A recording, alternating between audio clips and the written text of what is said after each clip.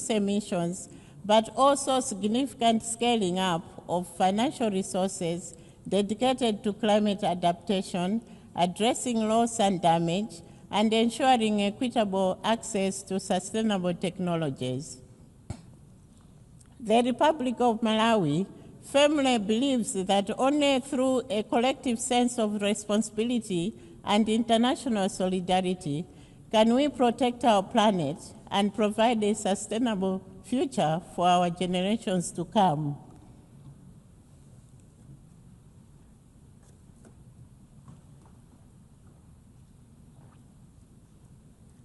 Beyond various agreements and boardroom meetings, time for action is now. We must act decisively to safeguard both our environment and the livelihoods of those most at risk. Madam President, the global community also needs to work together to address public health issues.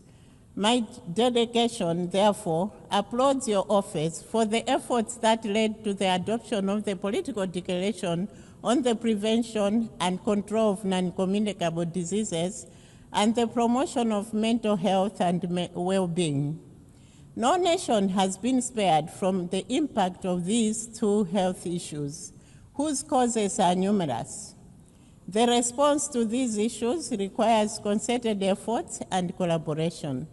It is, therefore, rather disheartening that the political declaration faced many hurdles during the negotiation process. My delegation wishes to appeal for shared commitment to address the issues, and indeed all other emerging public health issues. Madam President, in this digital age, artificial intelligence presents both unprecedented opportunities and profound challenges. If harnessed responsibly, AI can accelerate development, improve health and education, and unlock economic growth. Yet, without clear governance, it risks deepening inequalities and undermining security. We therefore call for a global framework that ensures AI is ethical, inclusive, and accessible to all nations, enabling it to serve as a force for development rather than division. The Republic of Malawi is optimistic that AI will usher in a new era of enhanced productivity for its citizens, helping to propel the country's development trajectory. Madam President, let me take this opportunity to express my gratitude to your office for convening a high-level plenary meeting to commemorate the 30th anniversary of the World Programme of Action for Youth. The youth make up a large proportion of the population of Malawi and indeed in Africa. They are an indispensable force for sustainable development. They are leaders, major actors and beneficiaries of investments and creators of wealth for today and tomorrow. It is for this reason that the government of Malawi developed the 2023-2028 National Youth Policy to demonstrate its commitment to place young people at the center of the national development agenda and to undertake reforms which support effective engagement of youth in policy development, implementation, and monitoring in all sectors. Two notable areas that the Republic of Malawi has proudly championed in relation to youth and development is the Youth Peace and Security Agenda and Youth Innovation and Entrepreneurship. To that end, we are investing in education, vocational training, and meaningful political and economic participation of our youth. We have an inclusive national peace architecture that enables women and youth to participate as negotiators, mediators, and community leaders. We have also created a Youth Innovation Fund that supports youth innovators and entrepreneurs to realize their dreams.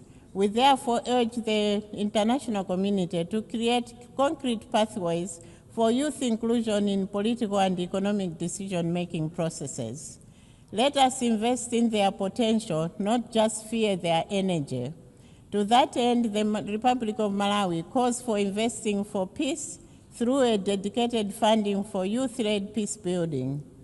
Madam President, in closing, the Republic of Malawi reaffirms its unwavering commitment to multilateralism and to the central role of the United Nations in addressing the pressing challenges of our time. But let us be clear, noble mandates alone will not deliver results unless they are matched by the necessary resources, fairly allocated and predictably provided. Let us match our ambition with the resources required to deliver. Let us ensure fairness to those who contribute to the work of the United Nations. Let us pursue reforms that strengthen accountability and inclusivity. And let us build an organization that reflects the diversity of our membership and the hopes of our people. In this regard, Madam President, I would like to inform this Assembly that the Republic of Malawi remains resolute in her advocacy for equitable representation in the United Nations Security Council. This crucial reform is essential as it will ensure that diverse voices of capable nations are heard and considered in the decision-making processes that impact not just specific regions, such as the global north or global south, but the entire world. By fostering a more inclusive dialogue, we can collectively address pressing global challenges and promote a more just and balanced approach to international governance. No other time is suitable for this reform like now. Madam President, as we look beyond 80 years, Malawi envisions a revitalized United Nations, one that is agile, inclusive, and responsive to the needs of developing nations. The challenges of climate change, inequality, and digital transformation demand renewed collective action. In the spirit of better together, we call for a strengthened multilateral system that prioritizes peace, sustainable development, and human rights, ensuring a thriving planet for our children and grandchildren. Malawi stands ready to contribute to this shared vision, guided by our foreign policy and enduring principles of the United Nations. I thank you all. I thank the Chair of Delegation of Malawi.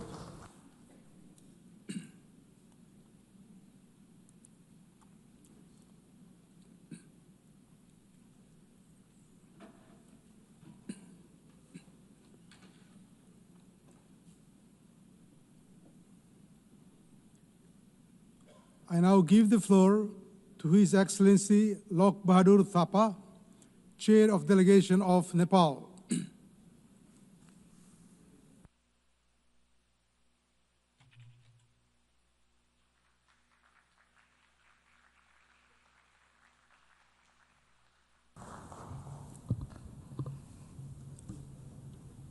Mr. President, Excellencies, distinguished delegates, it is my honor to address this august assembly. At the outset, allow me to extend my warm greetings from Nepal, the land of Sagarmatha, that is Mount Everest, the highest mountains in the world, and the birthplace of Lord Buddha, the apostle of peace and compassion. I congratulate Her Excellency Annalena Baerbock on her elections as the President of the 80th sessions of the General Assembly. I assure her of Nepal's full support. I also extend our appreciation to Secretary General Antonio Guterres for his steadfast leadership in these challenging times. Mr. President, first let me share about the recent political developments in Nepal. Earlier this month, Nepali youth, particularly Gen Z, took to the street with a clear and compelling voice for change. Their call was not for narrow interest, but for a nation built on the pillars of good governance, transparent, accountable, and responsive to the people. They demanded efficient public service, into corruptions, and equitable society, justice for all, and dignified job opportunities for the youth. It was a resounding reminder that the aspirations of the generations are nothing less than a fair, just, and prosperous Nepal. In the Gen Z movement, we saw unfortunate violence that claimed lives and left deep scars in our society. Many government buildings were reduced to ashes. An interim government has been formed to steer Nepal's political directions at this critical moment. For the first time in its history, Nepal is led by a woman as Prime Minister, herself a former Chief Justice. General elections have been slated for the 5th of March 2026. This will mark another step in strengthening our democracy through fresh mandates of the sovereign people. Building our institutions, restoring trust, and healing our society will take time, resources, and solidarity. Excellencies, truly Nepal stands at a historical crossroads. And we know that the only viable road ahead of us is that of the road to peace, democracy, and inclusive development. We are determined to continue our democratic journey, and we appreciate goodwill and continued support from the international community as we move forward in these directions. Mr. President, the world itself stands at a crossroads. Peace is in peril. Militarization is mounting. Development is drifting. And the climate crisis is culminating. We have seen commitments unmet and promises unkept.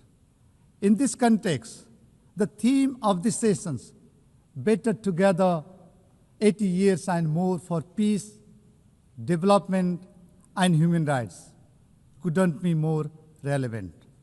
Mr. President, for 80 years, the United Nations has served as a common foundation for multilateralism, a foundation upon which all nations, big and small, developed and developing, stand equal and forge common solutions. For 80 years, our organization has remained a beacon of hope. Hope for peace, hope for shared prosperity, hope for equity, justice, freedom, and human rights, and hope for the rule-based international order. And today, as crisis converge from climate catastrophe to widening inequality, from digital disruption to violent conflicts, that beacon must shine brighter than ever.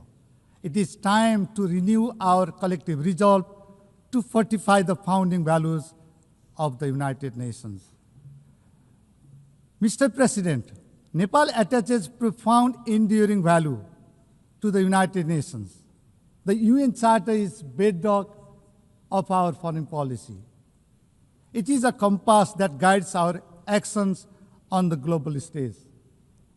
This reflects Nepal's enduring belief in multilateralism, international cooperation, and global solidarity, the principles that define who we are as a nation. And this year marks 70 years since Nepal joined the United Nations.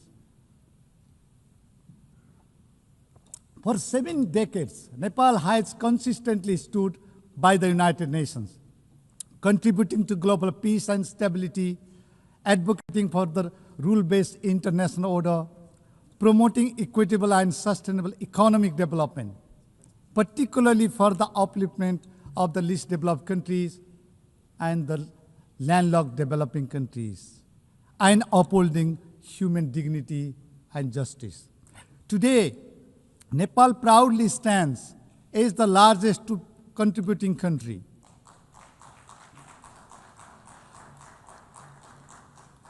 Our highly professional peacekeepers have served with a deep sense of duty to secure peace and stability in the conflict-ridden parts of the world. Nepal remains a steadfast advocate for complete and general disarmament.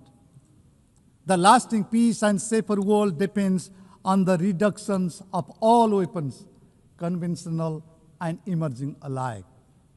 Nepal strongly condemns terrorism in all its forms and manifestations, which stands for peace, security, and the protections of innocent lives everywhere.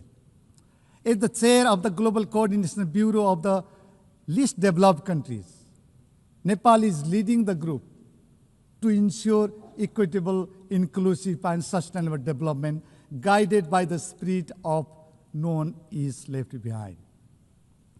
As co-facilitator of the 4th International Conference on Financing for Development, held in Sevilla, Spain, Nepal contributed to advancing key priorities, catalyzing investment for sustainable development, addressing the debt crisis, reforming the international financial architecture, and revitalizing multilateral cooperations.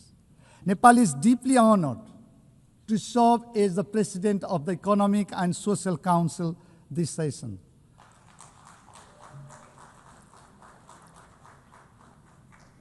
We thank the member states for their trust.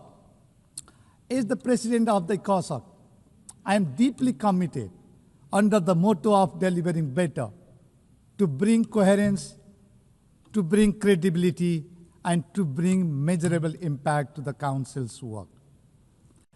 As a member of the Peacebuilding Commission, Nepal is deeply committed to supporting inclusive, nationally owned, and locally driven peacebuilding process.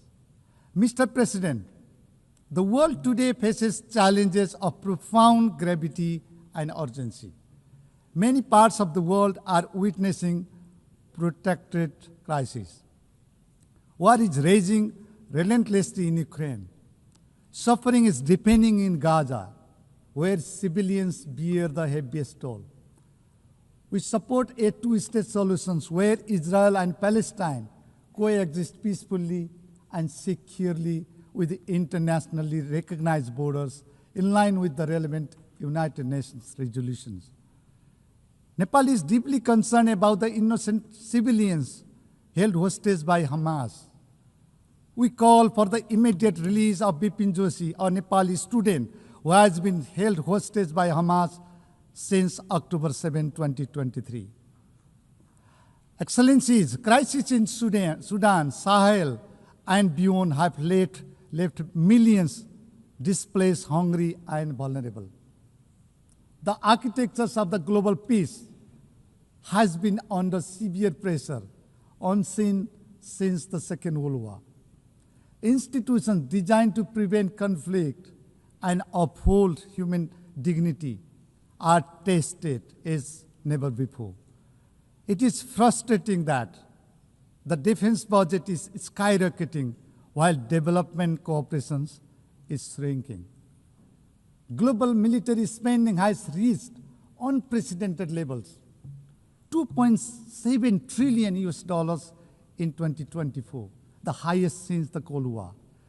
We have witnessed gross violations of human rights in various parts of the world. Children and most vulnerable are caught in the crossfire. Climate-driven disasters are compounding human suffering, deepening vulnerabilities, displacing communities, and straining already fragile systems. The very institutions we build to confront these global challenges are under immense strain. Confidence in multilateral frameworks is weakening. This is a clear and urgent call to reassess, strengthen, and revitalize our multilateral institutions and to fortify global solidarity and actions. Mr. President, let me highlight a few areas that deserve urgent global attention. First, peace and security. Beyond words, peace demands actions. It demands courage and it demands the commitment. In these turbulent times, dialogue must triumph over hostility, diplomacy over conflict, and cooperations over divisions. We must take urgent and coordinated actions to prevent conflict, uphold justice, and foster inclusive development. It is incumbent upon us to address the root causes of the conflicts, including poverty, inequality, and marginalizations. Second, we must strengthen multilateralism and rebuild trust. Multilateral institutions must deliver not just promises, but results. They must be representative, transparent, and accountable. In this interdependent world, no single nation, however rich and powerful, can resolve global problems alone. We must uphold multilateralism for fostering global cooperations and coordinations. We must repose our trust in multilateralism, anchored in sovereign equality, territorial integrity, and national independence. Third, accelerating the implementations of the 2030 Agenda is critical. As the progress on the Sustainable Development Goals is far off track, the world must act with greater urgency and solidarity. We strongly call for the timely and effective implementations of the Compromiso de Sovia. Sustainable investment must be boosted to deliver on our promises. Development assistance is critical for making progress in sustainable development. We appreciate the developed countries that meet the ODA target and strongly urges others to fulfill the commitment. We must make development finance adequate, easily accessible, predictable, and aligned with national priorities. Institutional and human capacity support tailored to the needs and priorities of the countries, particularly in the global south, should be prioritized. We must reform trade systems to be fair, to be inclusive, and to be responsive to the developing countries. It is incumbent upon us to address the debt burdens facing by many developing countries. Debt relief, including debt restructuring and debt swap, should be scaled up to ease debt distress. Priorities should be given to inclusive development. We must invest in youth and promote gender equality and empowerment of women and girls. The rights, safety, and dignity of migrant workers must be fully respected and protected. Fourth, climate justice and climate actions. Climate change has disproportionately affected vulnerable populations such as low-income communities and developing nations. Nepal is deeply concerned about the disproportionate impact of climate change, particularly in the mountain regions. We have first-hand experience of glaciers melting in our Himalayas that are seriously threatening the lives and livelihoods of millions downstreams. To discuss the climate crisis and chart out the way forward, we convened the Sagarmatha Samvad, that is Mount Everest Dialogue, in May this year under the theme Climate Change, Mountains, and Future of Humanity. The Samvad adopted the Sagarmatha call for action, reaffirming our shared commitment to the Paris Agreement and 2030 Agenda. Nepal is proud to be among the few countries to have submitted our third nationally determined contributions, NDC 3. By 2035, we aim to reduce emissions by nearly 27% and expand renewable energy eightfold. Excellencies, as the world confronts a climate catastrophe, we must act with urgency and resolve. This is not a crisis of emissions. It is a crisis of equity, of survival, and of justice. Nepal calls for urgent, fair, and ambitious actions to protect vulnerable communities. Polluters may take responsibility with actions. We reiterate our call for scale-up, predictable, and accessible climate finance, technology transfer, and capacity building for countries on the front line, particularly the least developed countries and mountainous nations. The loss and damage fund must be capitalized, and biodiversity finance must be increased to match the scale of the crisis. Nepal urges the international community, especially developed countries, to demonstrate genuine solidarity and moral clarity by delivering on the ICJ advisory opinion and upholding their obligation to protect the climate systems. Fifth, digital transformations. Technology must be inclusive, secure, and right-based.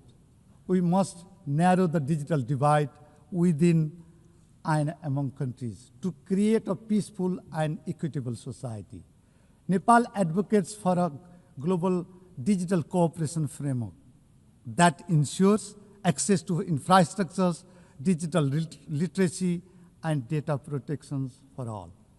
Technology transfer must be accelerated and scaled up. Finally, the United Nations must be reformed to reflect the present-day realities. Focus should be laid on coherence, coordinations, and accountability across the UN development system. We need to prioritize LDCs and LLDCs across all global commitments and partnerships. The UN 80 initiative offers a timely opportunity to renew our collective commitment to a more inclusive, transparent, and effective multilateral systems. Nepal supports the reform of the United Nations Security Council to make it more representative, transparent, and accountable. The review of the ECOSOC and the high-level political forum this year presents an important moment to enhance their effectiveness, coherence, and the impact in delivering on the Sustainable Development Goals. Similarly, Nepal supports the ongoing peace-building architecture review. This is an opportunity to enhance synergy, streamline efforts, and drive results where they matter the most. We also underline that the global financial architecture must meet today's realities.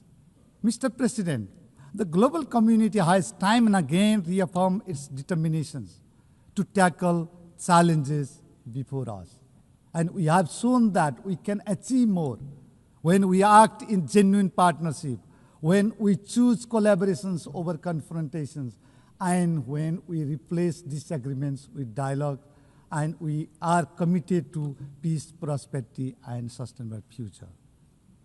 Mr. President, Excellencies, distinguished delegates, ladies and gentlemen, for 8 decades, the United Nations has stood as a beacon of hope for peace, for justice, for human rights, and for development.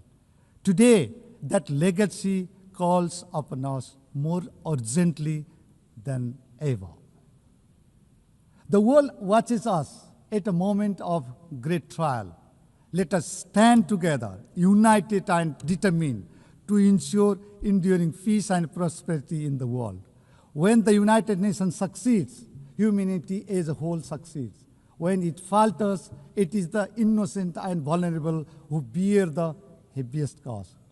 Let this 80th anniversary remind us of our shared duty to safeguard peace, to uphold justice, to protect human dignity, and to build a world that is fairer, safer, and more human for all. Nepal stands firmly committed to doing its part in shaping a safer, more prosperous, and more sustainable world. I thank you. I thank the Chair of Delegation of Nepal.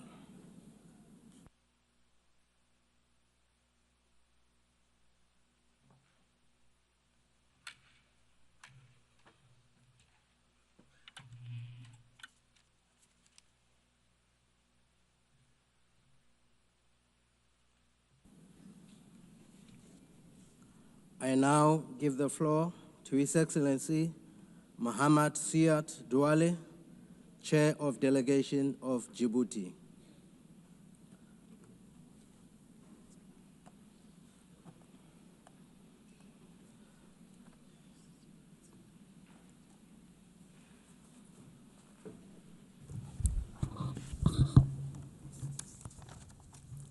Madame la Présidente. President, at the outset, I would like to extend our heartfelt congratulations to Her Excellency Ms. Anna Baerbock, President of the General Assembly, at this historic session, which coincides with the 80th anniversary of the establishment of the United Nations. The theme you've chosen for this session, Better Together, 80 years and more for peace, development, and human rights, edifyingly conveys the international community's patient, meticulous, painstaking quest, which it has been undertaking since the UN Charter was signed 80 years ago. We can take pride in what we've achieved and all of the successes of our organization. Despite the difficult context, nothing should dent our determination to build a world that's less unequal, that exhibits greater solidarity, a world that is more peaceful and more prosperous. We extend our gratitude to your predecessor, Mr. Philemon Yang. We're grateful for his openness, his leadership, and his ongoing efforts throughout the session that's just drawn to a close. President, Secretary General, over the last 8 decades, the role of the United Nations was pivotal in support to decolonization in Africa and Asia, as well as on conflict resolution, nuclear proliferation, the fight against poverty and climate change, the promotion of human rights, and the management of pandemic risks. The United Nations, well aware of the need to sharpen its tools, has continuously undertaken the necessary reforms so as to do an ever better job in fulfilling its mandate and responding to the challenges of our time. Under the leadership of the current Secretary General, at the request of member states, given the slow implementation of the SDGs, and with a view to building a multilateralism that's more inclusive, more effective, and interconnected, we adopted the recommendations set forth in the flagship report entitled Our Common Agenda.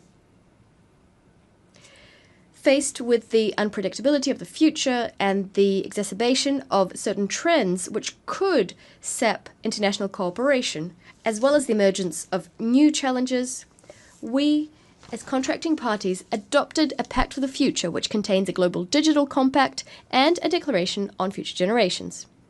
We stand convinced that we need to build a better world in which we would live better together. We agreed on an ambitious program covering important issues such as peace and security, sustainable development, climate change, digital cooperation, in particular ensuring that we make artificial intelligence a technology that benefits all, in addition to human rights, gender equality, young people, future generations, and the transformation of global governance. Nonetheless, the aforementioned accomplishments cannot conceal the devastating consequences engendered by geopolitical and geoeconomic fragmentation we're currently seeing. Conflicts are proliferating. They're dragging on in Ukraine, in Sudan, as well as in the Sahel. The unspeakable horror of what's going on in Gaza, where children are assassinated with impunity on a daily basis, where famine is being wielded as a weapon of war, while the international community is unable to effectively stop the genocide that's underway, as confirmed by the analysis report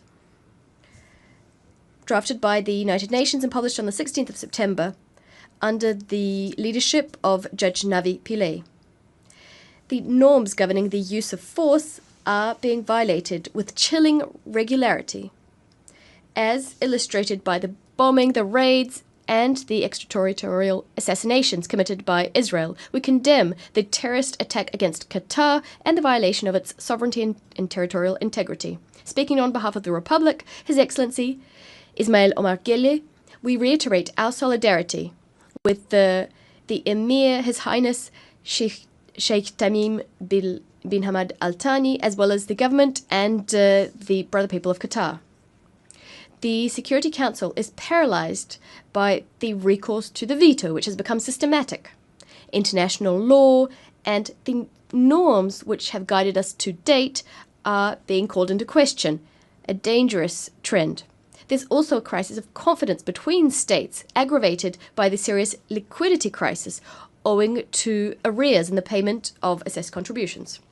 Madam President, Secretary General, the Republic of Djibouti welcomes the recent adoption of the severe commitment, an outcome document at the Financing for Development Conference, the fourth one. This agreement, in our views, is an important step in the quest towards building an international financial system that's more equitable, exhibits greater solidarity, and serves the achievement of the SDGs. The figures are as eloquent as they are alarming. The world is confronted with an annual $1 trillion shortfall when it comes to financing the SDGs. Developing countries are paying more in debt service than they're investing in health or education. In 2023, $1.4 trillion was spent on debt repayment in low and middle-income countries. Over 50 countries are today spending over 10% of their government revenues solely to reimburse their debts. In some instances, that figure exceeds 20%. As for ODA, we've seen a concerning drop in overseas development assistance. According to the latest UN reports, only 17% of targets are on track to be achieved in 2030. 37% are stagnating or in regression. None of these 17 SDGs are on its way to being fully implemented. We're seeing hunger on the rise, inequalities worsening, and the repercussions of climate change are hitting harder and harder, hitting those countries who contributed the least to this problem. Djibouti, although it's a very low emitter, is facing the disproportionate consequences of this crisis: prolonged drought, growing scarcity of water, heightened desertification, extreme heat waves, sea level rise, which is directly threatening our coastal areas where most of our population lives. We stand convinced, as recalled recently at the Second African Summit on Climate in Addis Ababa, that the urgency of the situation requires an effective adaptation strategy first and foremost. In Djibouti, the Sovereign Carbon Agency is collecting carbon contributions on the basis of the polluter pays principle, transforming them into adaptation projects for affected communities.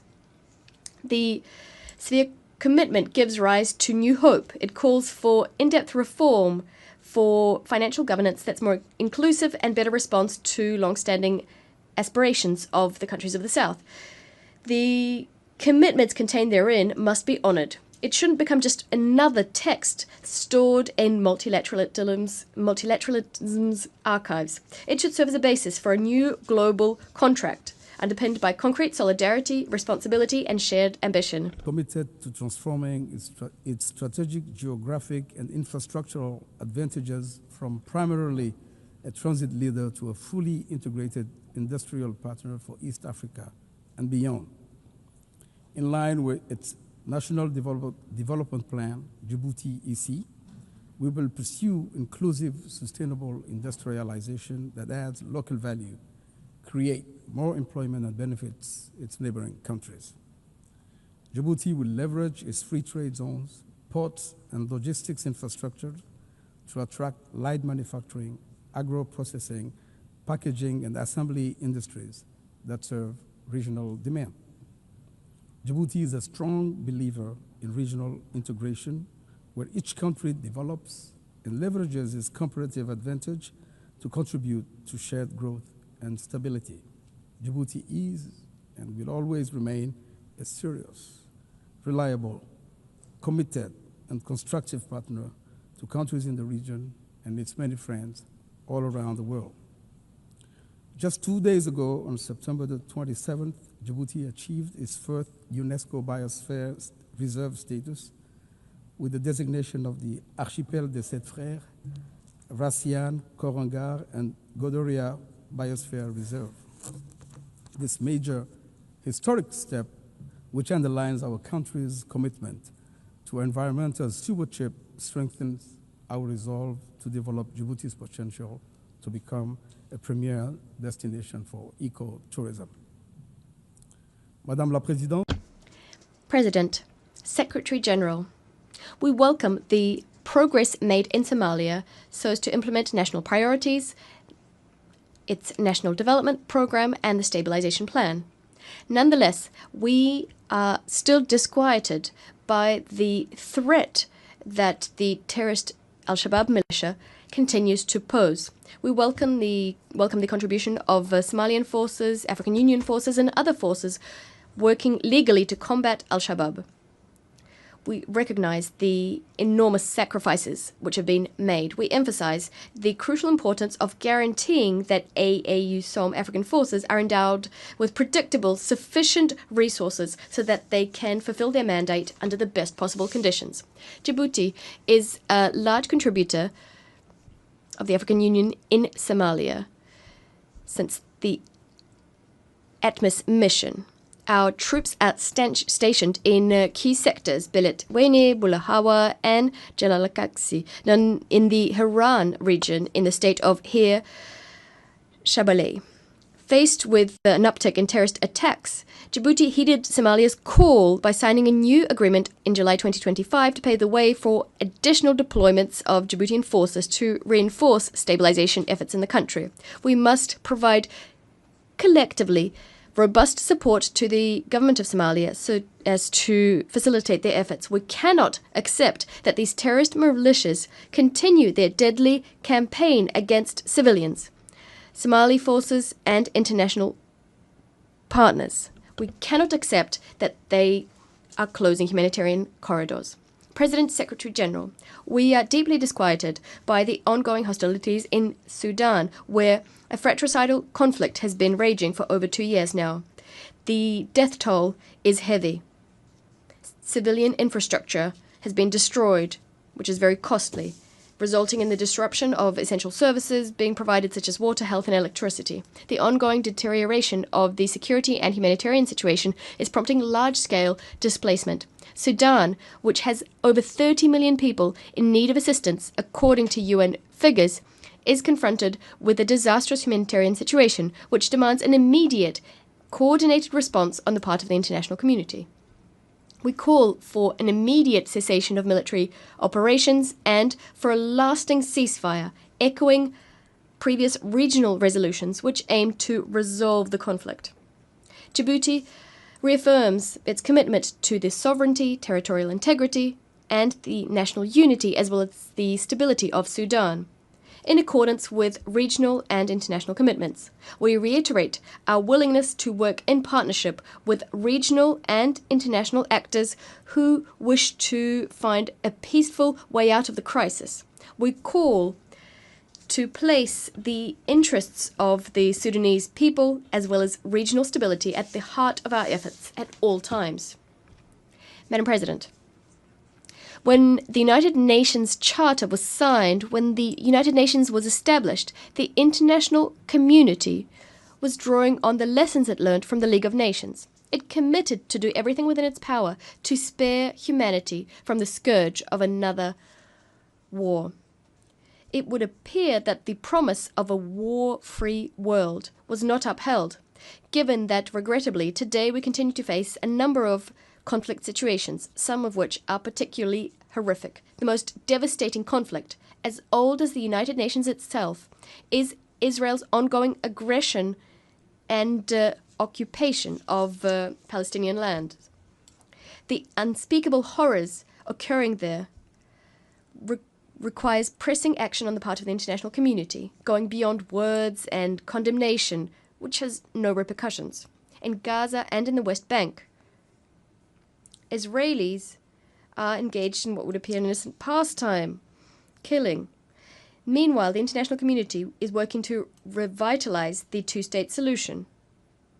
As for Israel, it is busy burying not only the very idea of two states, but also any future possibility of a viable and sovereign Palestinian state. Israel's most fervent wish is to compromise the two-state solution, to bury peace under the rubble of colonization and militarization. But without a doubt, their mission is bound to fail. The Palestinian people is a resilient, a dauntless people. The international community is equally determined, as demonstrated by the resolution adopted by a large majority of member states, as well as by the very encouraging results of the international conference held on the 22nd of September, co-chaired by Saudi Arabia and France. We'll never say it enough. The two-state solution is the only solution that can satisfy the legitimate aspirations of the Palestinian people and to usher in lasting peace. Djibouti encourages the efforts underway so that they can produce the outcomes we hope for. Madam Judge Navi Pillay admonished, the Security Council must not be the graveyard of conscience, and to this, President Gele recently added, neither must the General Assembly nor any of its member states. Madam President, Mr. Secretary General, the dispute concerning the Ras Dumera area and Dumera Island and Mount Dumera and the land/maritime border with Eritrea, as well as the situation of its prisoners of war held incommunicado, remain unresolved. As we did in previous years, we renew our readiness to work with our neighbors in order to find a peaceful and negotiated solution on the basis of international law. The Republic of Djibouti solemnly reaffirms in this anniversary year, when we celebrate the 80th anniversary of the signing of the Charter of the United Nations, and as required by Article 33 of this fundamental document, its proposal to negotiate either through bilateral means, mediation, conciliation, recourse to the International Court of Justice, or arbitration to settle the dispute in a legally binding and definitive manner. Madame la Présidente. Madam President, Secretary General.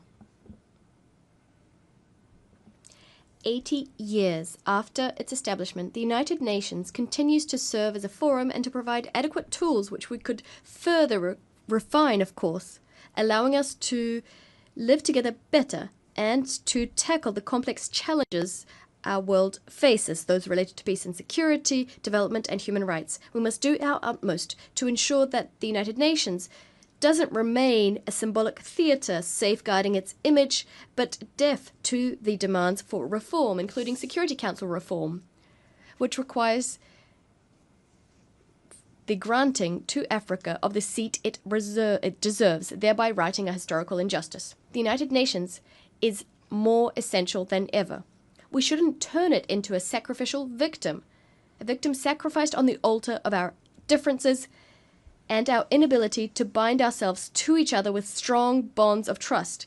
We should work together to inject new meaning into multilateralism and to strengthen international cooperation in the interests of all states, small and large alike. I thank you.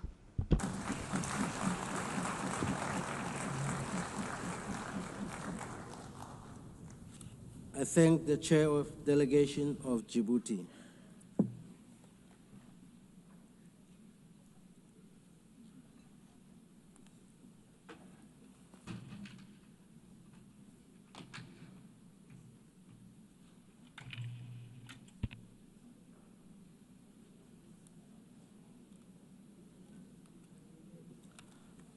I now give the floor to Her Excellency Christina Marcus Larsen, Chair of Delegation of Denmark.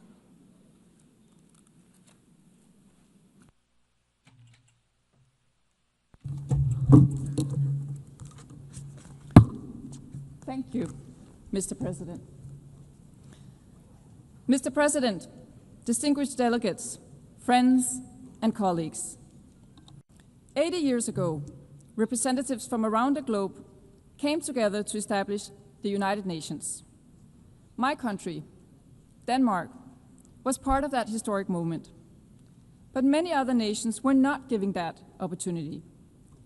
In 1945, the world was still a world of empires, of colonies and dependent territories that were not free to choose their own political destiny.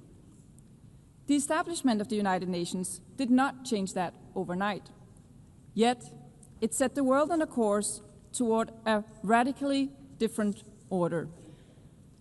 An order based on the equal rights and self-determination of peoples and of nations, large and small, a rules-based international order. As this order grew into being, the world saw tremendous progress. More than 1 billion people were lifted out of poverty, standards of living and life expectancies rose, a network of economic, political, social, and cultural relations across the globe were formed. It even seemed that wars between states were becoming a thing of the past. In recent years, this path has been broken. Wars are back. Extreme poverty is on the rise. International law is under pressure. Does this mean that the United Nations has become irrelevant? Of course not. The conclusion is the opposite. The UN is as essential as ever. Without the UN, the world would be in a much worse state. But as the world is changing, so must the United Nations. Excellencies, last year we agreed on the Pact for the Future. We committed to updating global governance, doing away with historical injustices of the existing system, expanding the Security Council and reforming the international financial architecture, bringing about a system that delivers for all. This year, the Secretary General presented his UN 80 reform initiative. I thank the Secretary General for his bold act of leadership. I encourage and expect more concrete proposals on how to adopt the UN system to new realities, making hard choices. And I ask fellow member states to engage constructively in the process. Excellencies, as an elected member of the Security Council, Denmark works towards ensuring that the Council fulfills its vital mandate towards safeguarding international law, including international humanitarian law, and ensuring that the voices of those affected by conflict are heard by the Council. At times, we succeed with fellow members through a shared sense of purpose. Too often, however, results are not possible. Too often, the Security Council is divided, unable or unwilling to act. The costs of inactions are felt around the world, from the raging war in Sudan to the erasure of women's rights in Afghanistan, from the spiraling gang violence in Haiti to the crisis in Myanmar, to the instability across the Sahel, not to mention the horrible situation in Gaza. Almost 2 years have passed since the horrific terrorist attack by Hamas on October 7, 2023, an attack that tore through Israeli families and left the nation wounded to its core. Denmark has repeatedly and consistently condemned the attack and called for the immediate release of all hostages. We've also said from day one that Israel has a right to self-defense. But what is going on in Gaza right now has nothing to do with self-defense. A man-made famine is spreading. Thousands of civilians are being killed. The humanitarian catastrophe is of unbearable scale. It must be brought to an end immediately. Israel must comply with international law, including international humanitarian law. The war in Gaza needs to stop.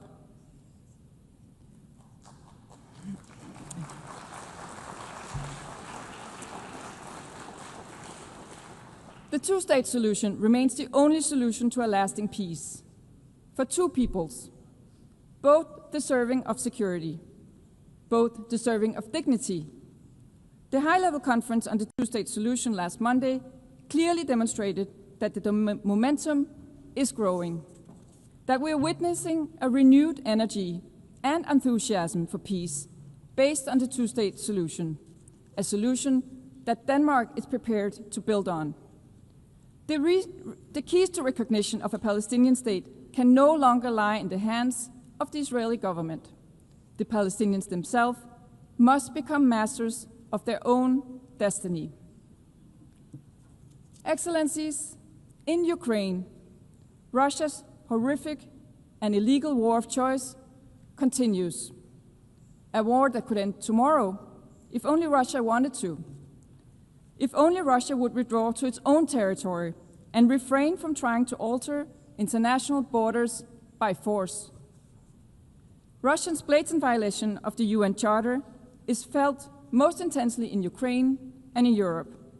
Yet, its political and economic repercussions are felt across the world, from the disruption of supply chains to global inflation, costs that are borne primarily by developing countries, far away from the European battlefield of Russian creation. From the outset, Denmark has stood by Ukraine, politically, economically, militarily, and let there be no doubt, Denmark will continue to support Ukraine for as long as it takes. We must support Ukraine's military as it fights to protect its people, its territory, and its freedom. This is exactly what Denmark is doing through a range of initiatives. We call on others to step up and do the same. Because Ukraine is not just fighting for its own existence. It is fighting to defend the very principle that define the UN-based world order: territorial integrity, national sovereignty, and the right to political independence. Let us never forget that Russia is the aggressor. Russia's repeated violations of European airspace with aircrafts and drones underline Russia's insistence on staying on a path of war. So, colleagues, I ask you, are these the actions of a country generally committed to peace? Excellencies, our collective inability to halt the killings, suffering, and injustices in Gaza, Ukraine, Sudan, and beyond must not prompt us to submit to a world ruled by brute force. On the contrary, it must inspire us to work harder, to sustain the instruments and mechanisms we have built over the last 80 years. To Denmark, this includes maintaining our firm support for the International Court of Justice and the International Criminal Court as core international justice institutions. We do believe that this is paramount. It also includes maintaining our firm support for the Sustainable Development Goals. With only 5 years to 2030, we are still far from reaching those goals, and the financing gap is widening. For 45 years, Denmark has delivered on the UN target of 0.7% in official development assistance. We call on other fellow member states to join us, not as an act of altruism, but as a long-term investment in our shared future. Excellencies, in a world of competing crises, climate change and its impact remain real. Flooding, drought, heat waves. Again, the cost of inaction are felt across the world, and particularly in developing countries. The COP30 Climate Summit in Brazil will be a decisive moment. The benefits of the green transition are evident. Demand for clean technology is on the rise. In 2024, more than 90% of new power added to the world's grid came from renewable energy. Green transition is not only good for the planet, but also for investments, innovation, jobs, competitiveness, and resilience. So sometimes all good things really do go together. Excellencies, building on a livable planet for future generations is not just about nature or resources. It's about people, defending human rights, is as essential as today as it was in 1945, perhaps ever more so as the pressure is growing, especially on the rights of women and girls. To Denmark, it is evident that gender equality is not only the right thing to do, it is the smart thing to do. That is also why Denmark, as we look to the upcoming process of selecting a new Secretary General for the United Nations, is encouraging member states to put forward qualified female candidates. After 80 years, it is high time for a woman to be at the helm of this organization.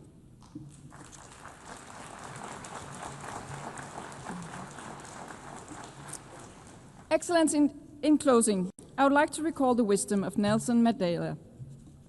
It always seems impossible until it is done. When we compare the world of today to the world of 1945, the progress is evident. Empires have been dismantled. Millions have been lifted out of poverty. The equal rights of all human beings and of nations large and small have been recognized.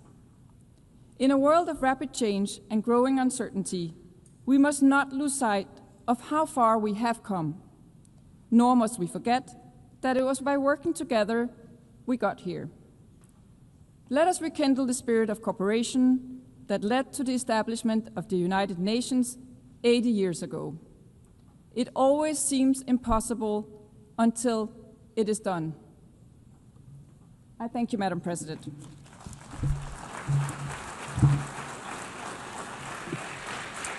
I thank the chair of the delegation of Denmark. I now give the floor to His Excellency Mark Ermanye Nadudu Araba, chair of the delegation of Benin.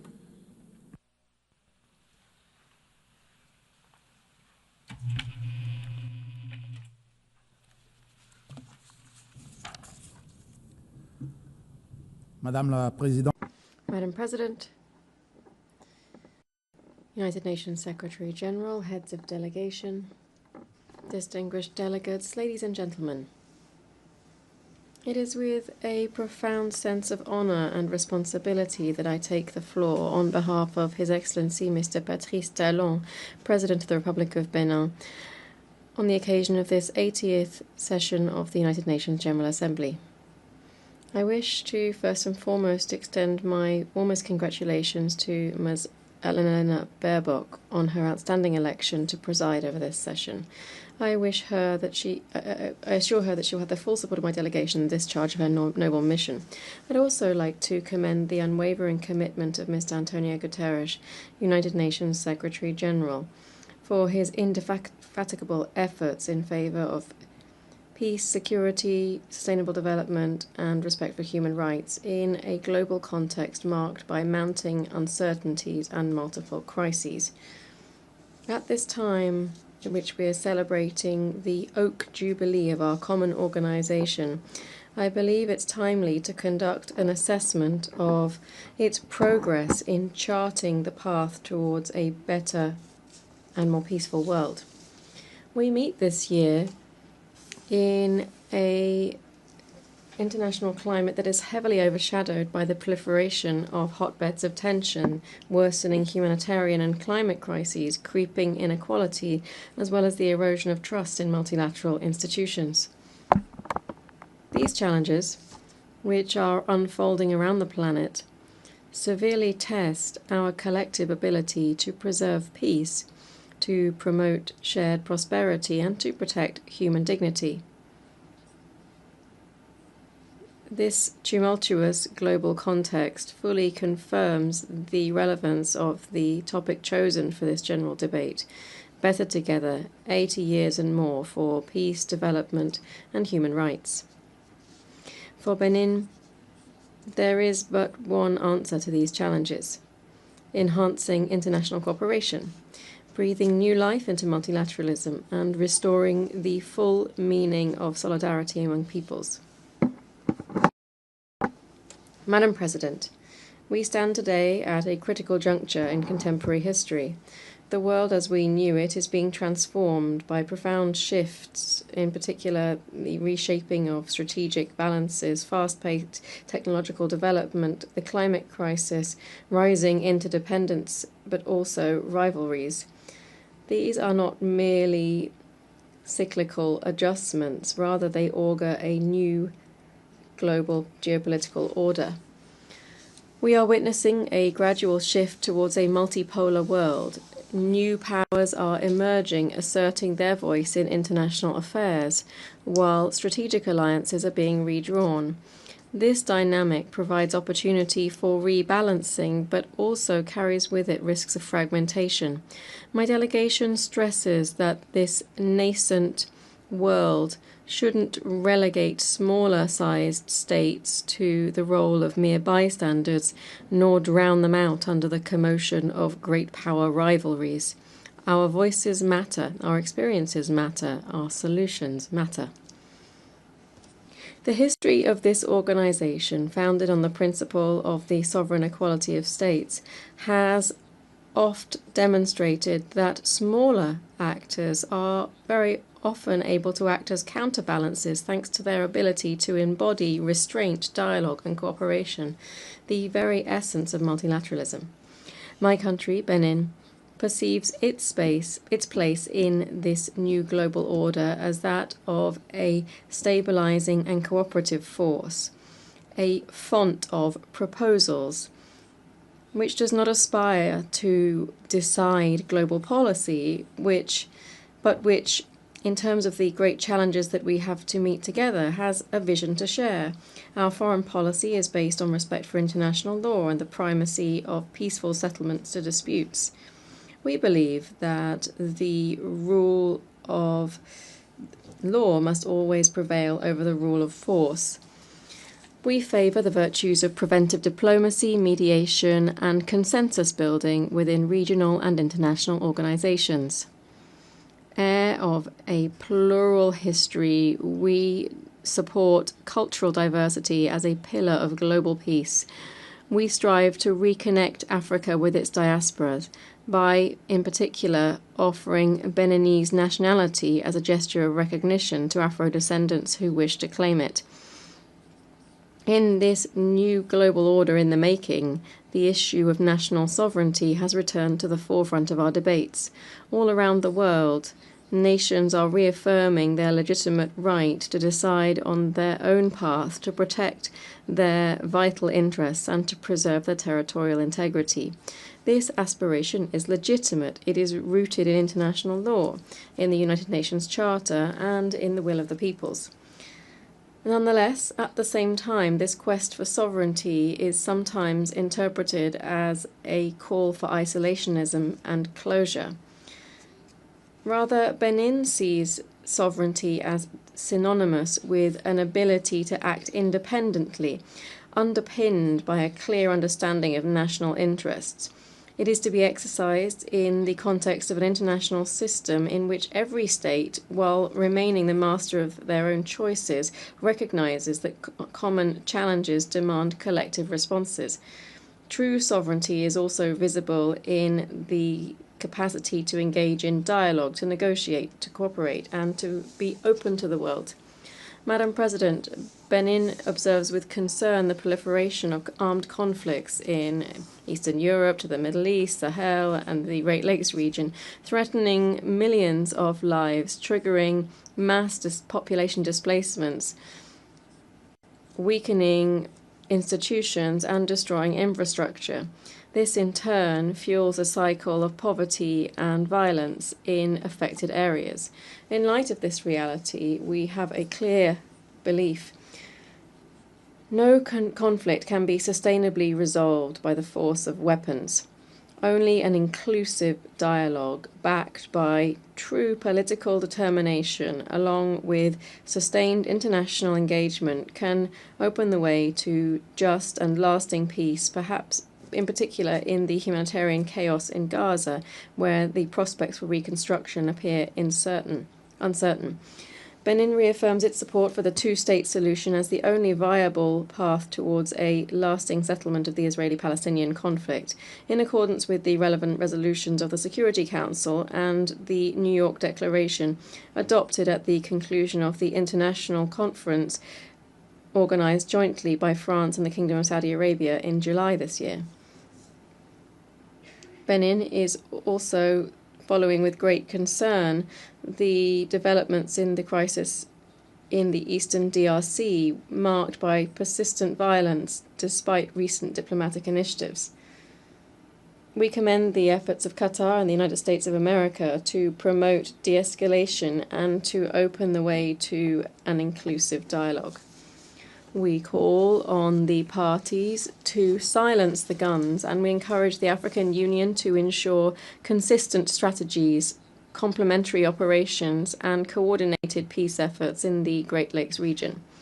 Benin is in favor of preventive diplomacy regaining its rightful place in the work of our organization. Preventing a conflict is always less costly in human and financial terms than grappling with its consequences. This is the case in our sub-region, which is currently facing the threat of terrorism, violent extremism, and transborder crime. The situation in the north of my country, which is under attack from terrorist movements, particularly Jenim in the tri-border area with countries of the Sahel, is critical.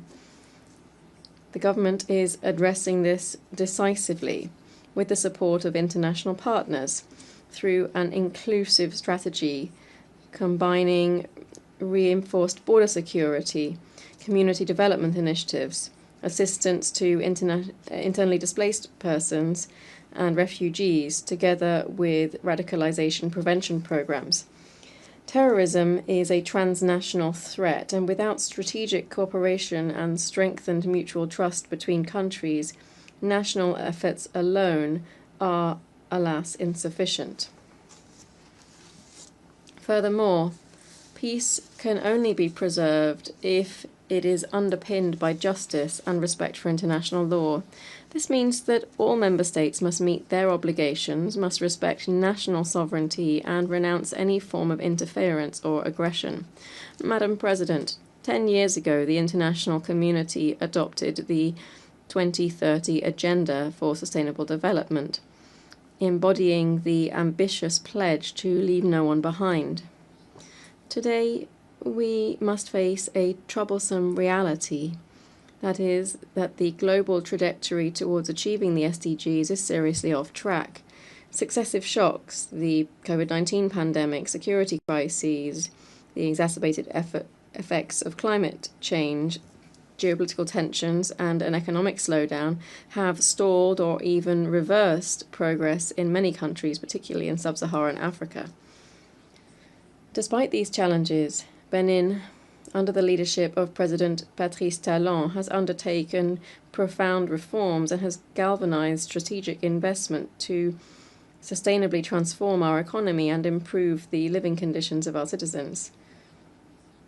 We have seen some considerable results in terms of the SDGs, with more than almost 60% of our 49 priority targets on track.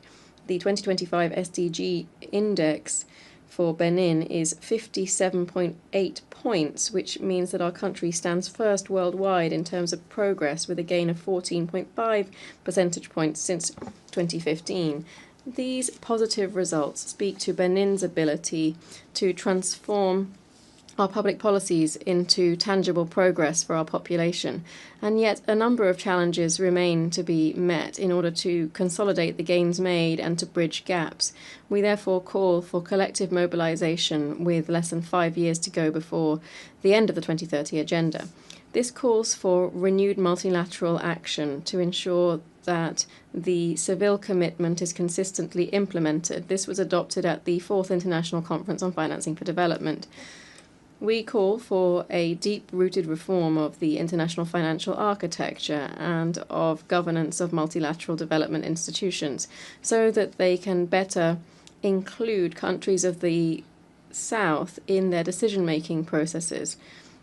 can modernize their financial instruments in line with new challenges related to the energy transition, social inclusion, and climate resilience. Furthermore, achieving the SDGs demands that considering young people and women as more than mere beneficiaries, rather as genuine partners in change. In Benin, more than 65% of the population is under 30 years of age. Investing in their potential is not only a demographic imperative, but rather a strategic choice to build a prosperous, inclusive, and resilient society. Likewise, women's empowerment is a major lever for social and economic progress, guaranteeing shared equitable growth. With this in mind, the government of Benin, in partnership with the United Nations Population Fund, hosted the Global Youth Summit in Cotonou on the 4th and 5th of April 2024. On the 30th and 31st of July this year, the same city, Cotonou, hosted the annual coordination meeting of the African Union and its member states on strengthening the implementation of the Women, Peace and Security agenda in the context of the 25th anniversary of the adoption of Resolution 1325 by the UN Security Council. Madam President, in light of the current malaise in multilateralism resulting from geopolitical rivalries, the resurgence of power politics, and a nationalist retrenchment, Benin calls for a collective leap forward to breathe new life into multilateralism, making it more inclusive and action-oriented. In this context, my delegation takes note of the UN 80 initiative launched by the Secretary General. Here we wish to stress the following points. 1. The UN 80 initiative must be transparent and accountable. It must ultimately aim to improve UN mandate delivery in the interest of its member states. 2. Ensuring a better response to the organization's recurrent liquidity problems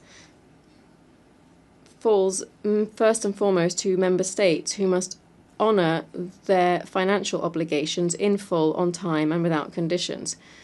Finally, any proposal to achieve efficiency gains by reducing duplication and redundancies across the UN system shouldn't result in dismantling UN agencies or funds to the detriment of the assistance provided to member states. Finally, Benin would like to underscore the urgent need for a thorough reform of the UN Security Council. This is a requirement in light of the 21st century's geopolitical realities. It's essential to build on the outcomes of the Summit for the Future last year, particularly the Pact for the Future, which contains commitments on the Council's enlargement. Benin reaffirms here its support for the common African position set out in the Esselwini Consensus and the Sirte Declaration. Africa, which represents more than 1/4 of member states and which is the theatre of a number of issues on the Council's agenda, can no longer be sidelined in decision-making. Allow me to conclude by citing the African aphorism: if you want to go faster, go alone. If you want to go far, go together. May this maxim guide our steps, inspire our decisions, and unite us in our quest for a better future for all of humanity. Thank you.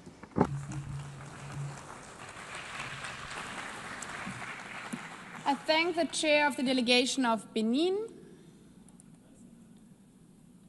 I now give the floor to His Excellency Odo Tevi, chair of the delegation of Vanuatu.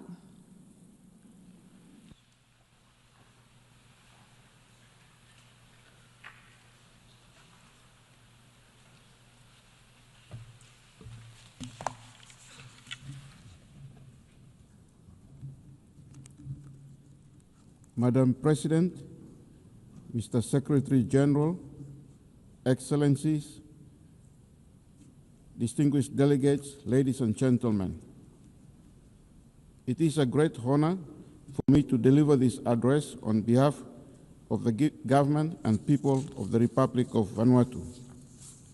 Madam President, at the outset, let me sincerely congratulate you on your well-deserved election as President of the 80th session of this August Assembly. I assure you of Vanuatu's delegation full support and cooperation during your tenure. I commend your predecessor, His Excellency Mr. Philemon Yang, for the great achievements of the General Assembly under his leadership during these challenging times. I would also like to extend my sincere congratulations to the Secretary General, Mr. Antonio Guterres, for his continued vision, wisdom, and skillful leadership of the United Nations during these tumultuous times. Madam President, since the setup of the United Nations 80 years ago, we have seen that the world continues to face a myriad of global complex challenges. There are ongoing wars and violent conflicts, increased humanitarian emergencies, international laws are not respected, human rights violations increased, and poverty continues to remain. The current liquidity crisis facing the United Nations system limits the ability of the UN to address these challenges. As we celebrate the 80th anniversary of the United Nations Charter, let us take stock of what this founding document really means for us. The Charter is not merely a piece of history. It is a living document that binds us together in the pursuit of peace, human dignity, and shared prosperity. It is the expression of a collective promise that disputes should be resolved by dialogue, not by war, that human rights and dignity are universal, and that nations, large and small, are equal in sovereignty. Madam President, your theme, Better Together, 80 Years, More for Peace, Development, and Human Rights, is crucial at this time. The lesson of the last 80 years is clear. No nation can meet these challenges alone. Multilateralism is not a choice, it is a necessity. Better Together is not only a theme, but a guiding principle that we must work together to create a just, fair, and prosperous world. Madam President, the Prime Minister of Vanuatu, in his 45th Independence Commemoration speech on 30th of July this year, called on our people to renew unity, national harmony, and long-term vision, to hold fast to the values of faith, culture, and shared purpose, especially in times of challenge. That same spirit must guide our engagement in New York today. Small island states like ours cannot face climate change, global insecurity, or technical disruptions alone. Our independence reminds us that sovereignty is precious, but so too is solidarity. In the past few years, we have experienced a number of Category 4 to 5 cyclones, which have contributed to the erosion of around 30 to 60% of our economy. Moreover, in early December 17, 2024, we experienced a devastating earthquake in our capital that damaged our infrastructure and buildings. The cumulative effect of these disasters are huge. Each disaster erodes our infrastructure, displaces communities, and sets back economic and social progress. Recovery is slow, and our resilience is tested. The compounding nature of this crisis makes adaptations and preparations ever more urgent. And yet, as a small island developing state, Vanuatu faces limitations in resources, capacity, and access to finance.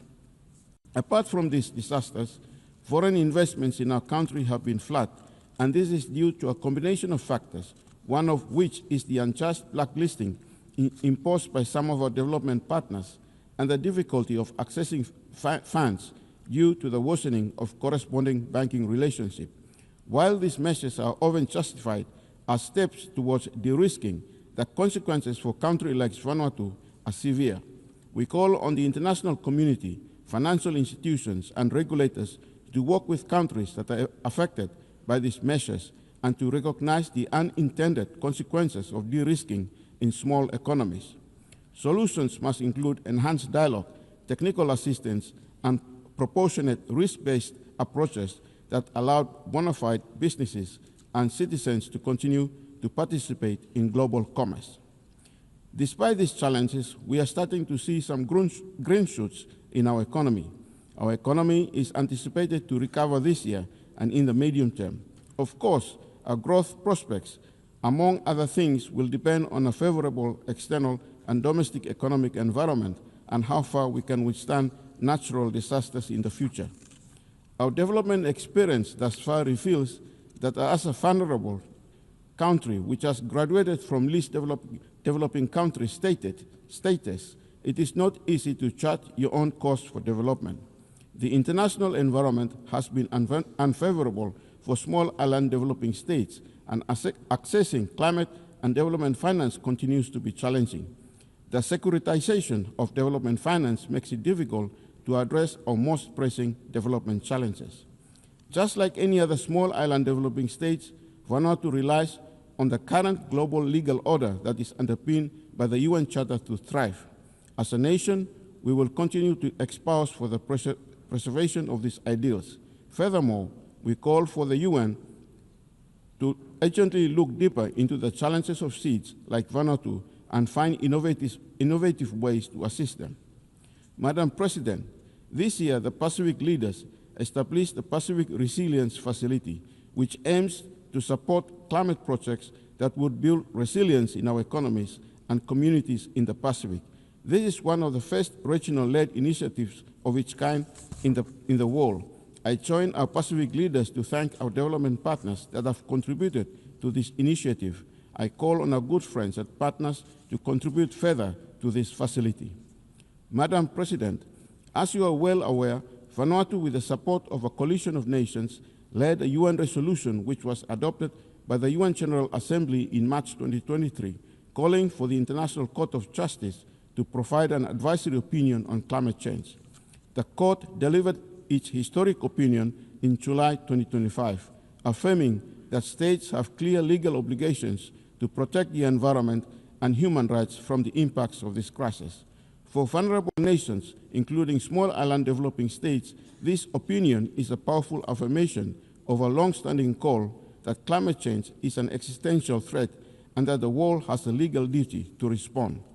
Now that the advisory opinion is rendered, Vanuatu will take a follow-up resolution this year to the UN General Assembly to affirm the findings of the court and propose actions for the opinion to be operationalized.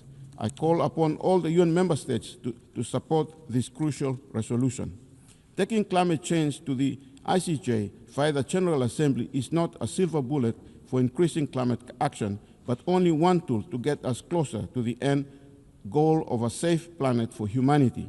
That is why, beyond the ICJ, we are also supporting other tools to battle the existential threat of climate change.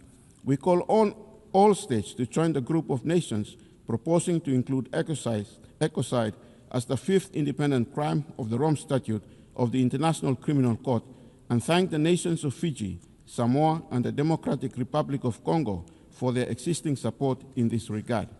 Vanuatu maintains that better prevention of future environmental destruction is as fundamentally important as mitigating and adapting to existing damage.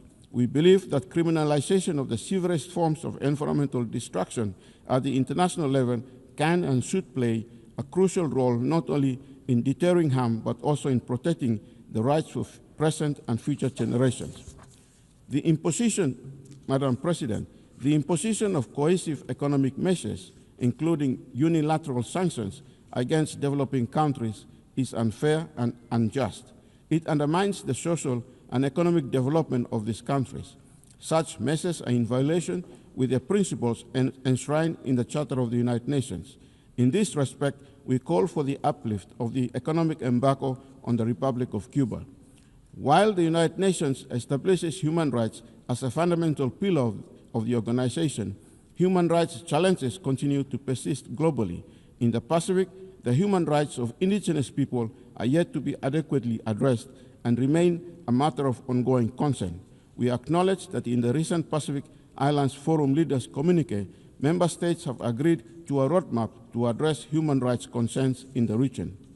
The decolonization process within the United Nations framework requires enhanced momentum, and it is imperative that sustained dialogue be maintained among all stakeholders. In this regard, Vanuatu notes the ongoing dialogue conducted between the indigenous leaders of New Caledonia and the government of France in Paris this year. This dialogue has resulted in a roadmap, and we hope that this is a start for parties concerned to work collaboratively in finding the best way forward toward a peaceful and progressive future for the people of New Caledonia in accordance with the principles of self-determination established in the UN Charter. Madam President, 80 years on, the Charter calls us to action to safeguard international peace and security, to strengthen multilateral cooperation, and to ensure that the United Nations continues to serve as a beacon of hope for present and future generations. By returning to the spirit of the Charter, equality of nations, respect for rights, and shared responsibilities, we can meet today's challenges and build a future where no state, large or small, is left behind. Thank you.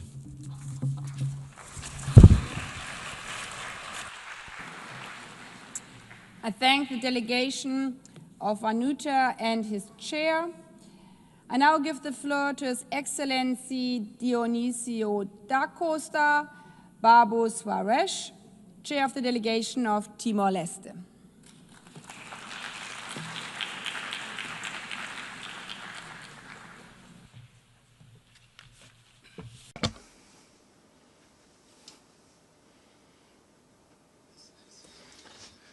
Your Excellency Annalena Baerbock, President of the General Assembly of the United Nations. On behalf of the government and people of Timor-Leste, I extend warm congratulations to Your Excellency on your well-deserved election as President of the 80th session of the United Nations General Assembly. It is an important step in correcting the historical gender imbalance in the leadership of this organization. We also thank your predecessor, Philemon Yang, for the way in which he conducted our work in the previous session. We also pay tribute to the General Secretary General of the United Nations, Antonio Guterres, for his steadfast leadership in these turbulent times, and above all, for his clear and unique voice in defense of peace. Excellencies, it is a great honor to address this assembly on behalf of Timor-Leste. Our relationship with the United Nations is historic and decisive.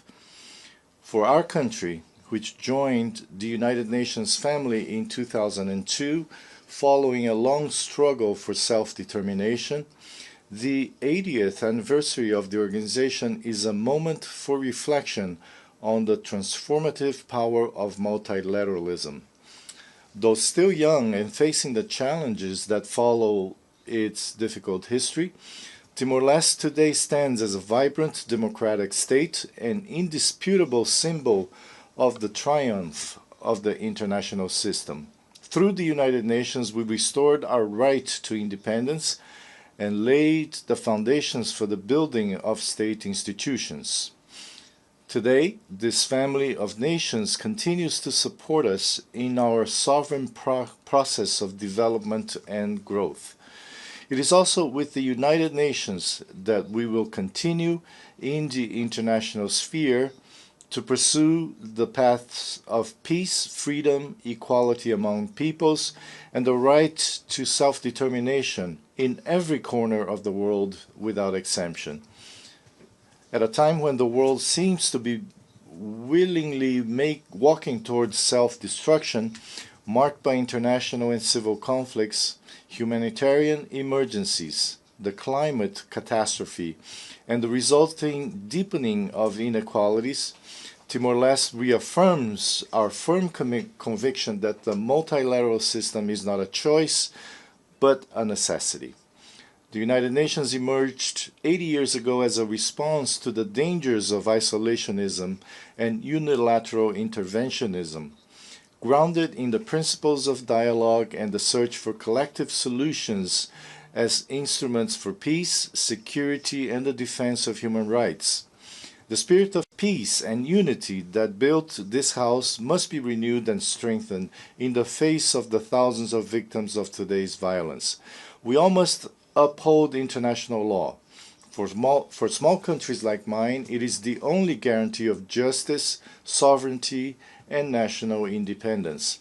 It was international law that enabled us to secure sovereignty over our resources following the conciliation process with Australia. It is this system that allowed us to request an advisory opinion from the International Court of Justice on the obligations of states in relation to climate change. This historic opinion determined that the right to a clean, healthy, and sustainable environment is inherent to the enjoyment of human rights. The United Nations continues to play a central role in protecting peoples, responding to humanitarian crises, and mediating conflicts. Rejecting the isolation of states and unilateralism, Timor-Leste calls for the 80th General Assembly to be a turning point in relation to current conflicts. Ladies and gentlemen, deeply concerned by the erosion of international humanitarian law and the suffering of civilians in ongoing conflicts, Timor-Leste calls on all states to renew their commitment to the peaceful settlement of disputes, to respect international law, and to strengthen the role of the United Nations in conflict prevention. Peace and security remain the cornerstone of the Charter of the United Nations. We believe, however, that the UN cannot and must not delay in implementing the urgent reforms that we have all called for. First and foremost, to ensure its effectiveness in defending and guaranteeing human rights and international law, which are being violated before our very eyes in many parts of the world. The urgency of UN reform lies in addressing the structural impediments that prevent it from fulfilling its most basic mission, to protect lives. To strengthen the global architecture for peace, Timor-Leste proposes that the General Assembly be given greater power and authority in security matters to prevent a single member state from paralyzing the entire collective security system of the United Nations. We also underline the importance of reforming the Security Council so that it reflects the vitality and reality of the 21st century and gives voice to developing and smaller states. We remain firmly convinced that an expansion of both permanent and non-permanent membership is necessary to reflect contemporary geopolitical realities. It is the right and duty of our nations to aspire to a Security Council that is more accountable, representative, transparent, relevant, and above all, effective. Excellencies, Madam President, our commitment to peace is reflected in the way we relate to the world. Through political, diplomatic coordination and multilateral cooperation within the community of Portuguese-speaking countries, Timor-Leste joins the collective effort to promote harmony, solidarity, and inclusion, contributing to global and regional challenges. As a member of the G7+, Timor-Leste has brought its own experience of post-conflict stability to influence the global agenda for peace and sustainable development, inspiring coordinated action and diplomacy based on sharing and exchange, with the aim of transforming fragility into resilience. At the 6th Ministerial Meeting of the G7+, held in April 2025 in Dili, Timor-Leste, and fellow conflict-affected countries renewed their commitment to peace-building, resilience, and sustainable development. Excellencies, ladies and gentlemen, achieving the 17 Sustainable Development Goals and fulfilling the 2030 Agenda must be a priority for all. We are, however, concerned that many of the targets to which we have committed ourselves remain far from being achieved. Timor-Leste formally acceded to the World Trade Organization in 2024, and after a committed path towards fulfilling all eligibility criteria, will, on the 26th of October, become a full member of the Association of Southeast Asian Nations, another milestone in our nation-building journey. This is a moment of great significance for national economic development, regional integration, and international recognition, and one of which we are very proud. Timor-Leste has aligned the SDGs with its Strategic Development Plan 2011-2030 and has made notable progress through effective and targeted public policies. With the current government, we are also initiating the energy transition towards renewable energy production and establishing a consolidated policy on the blue economy. Having ratified the Agreement on Biodiversity Beyond National Jurisdiction, BBNJ, in September 2024, Timor-Leste adopted in June of this year the National Strategic Framework for the Blue Economy Policy and Action Plan 2025-2030, focused on the sustainable development of marine resources, improving the livelihoods of coastal communities, and protecting ecosystems. Nonetheless, the achievement of the SDGs does not depend solely on the individual will of each nation. It requires concerted and collaborative global commitment, shared values of humanity, the fight against inequality, peaceful coexistence, and the protection of our only home, the planet Earth. We must not forget the enormous inequalities that persist in the world.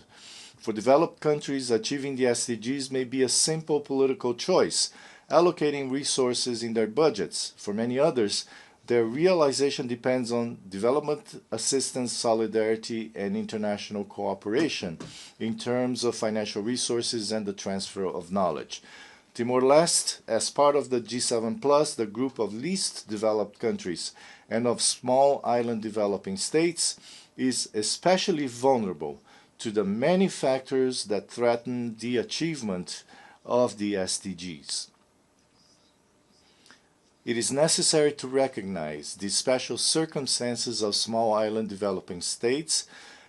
It's a foundational principle of development since 1992, reflected in the Seville Commitment and the Antigua and Barbuda Agenda for SIDS.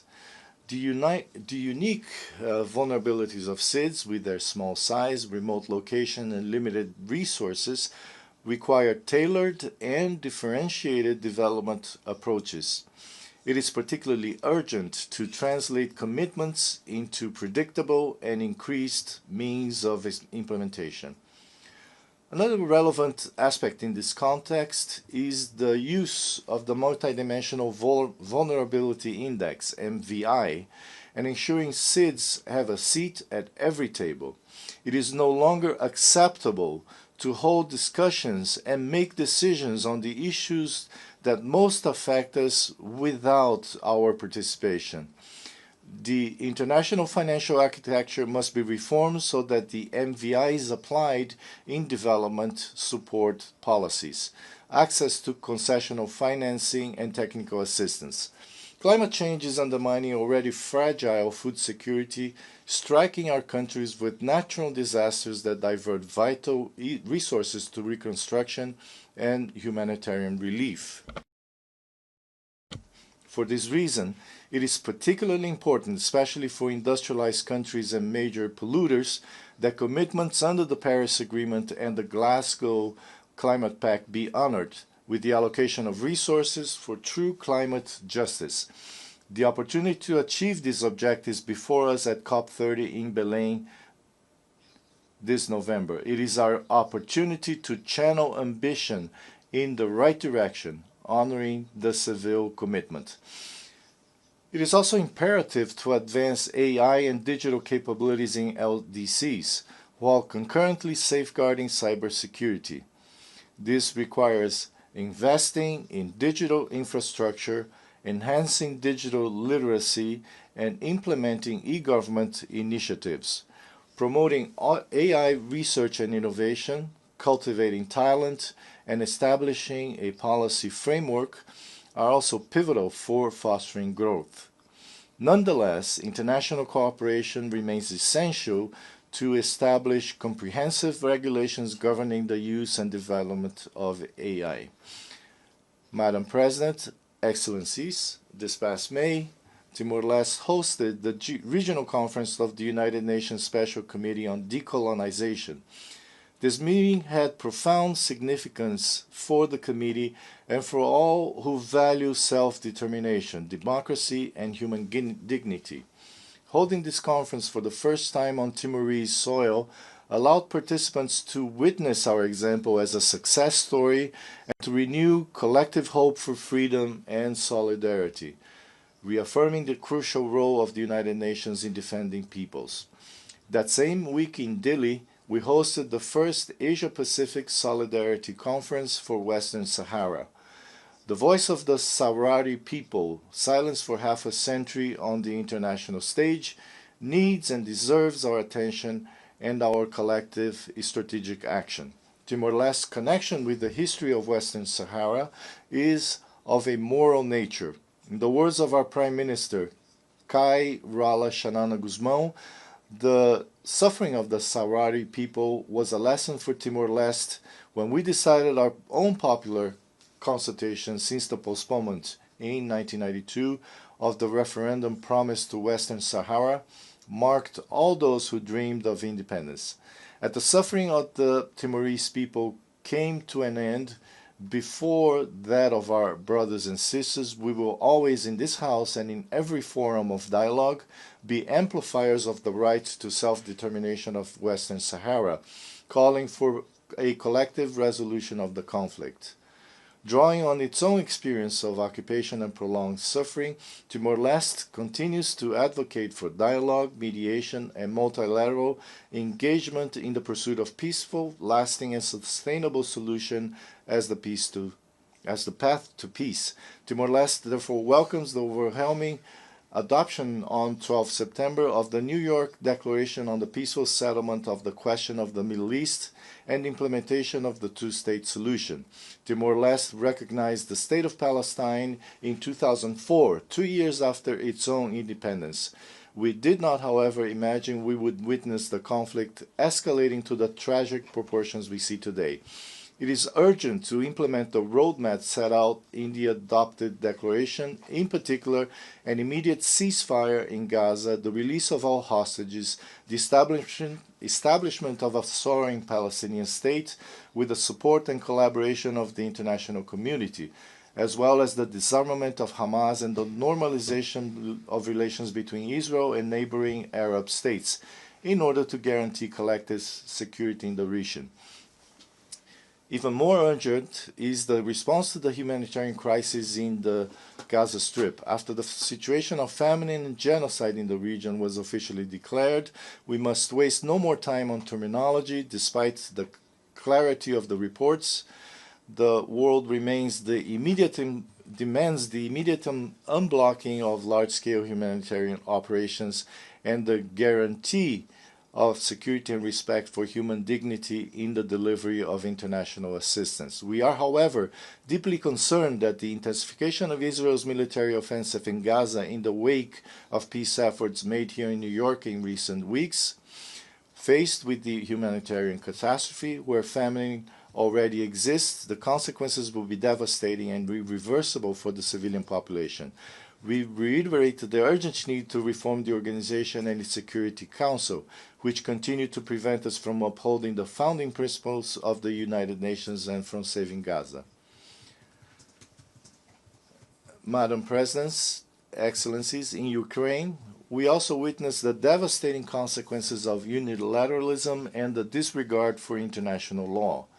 The costs will be borne by all of us.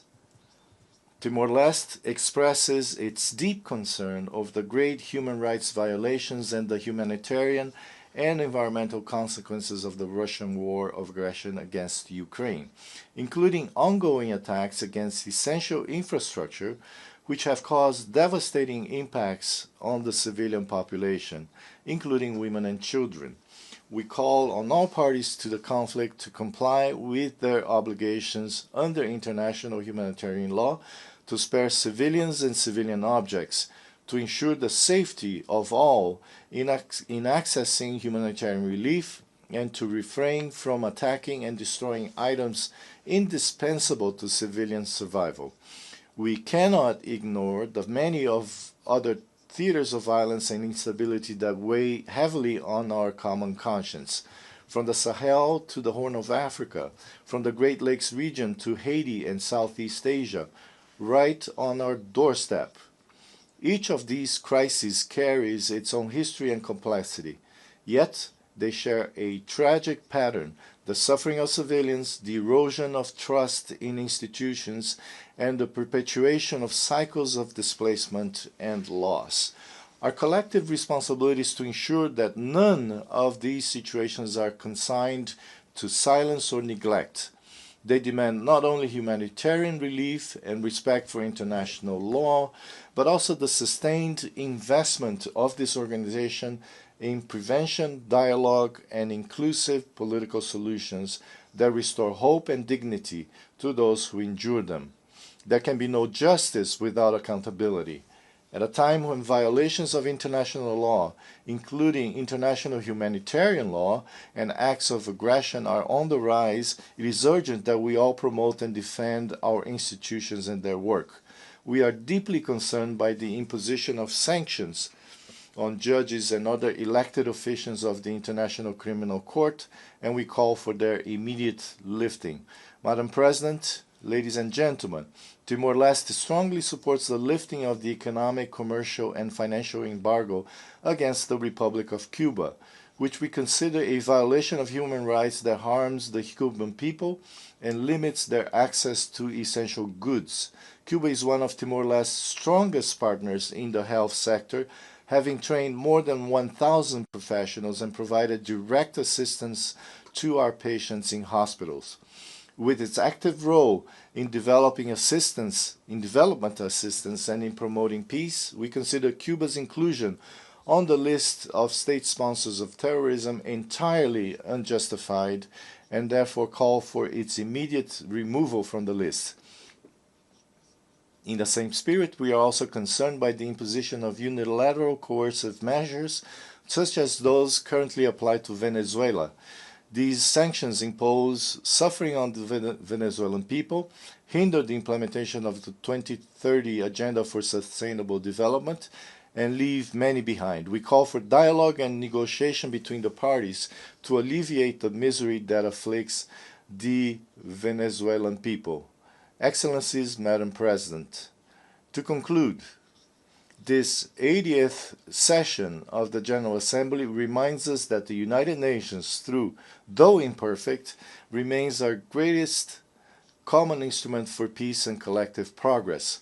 The values enshrined in the Charter of the United Nations, the sovereignty of states, respect for human rights, the peaceful settlement of disputes, and cooperation for development remain the compass that guides us.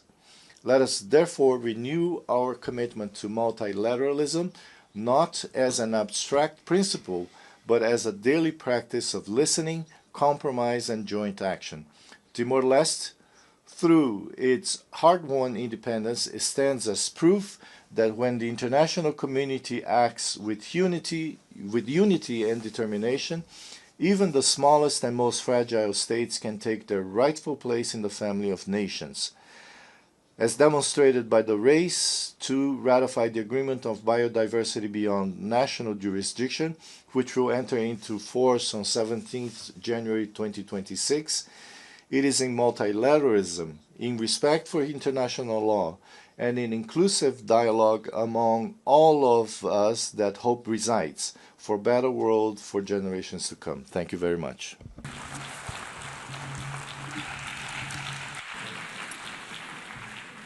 I thank the Chair of Delegation of Timor-Leste. We've heard the last speaker in the general debate. I will now deliver my closing remarks.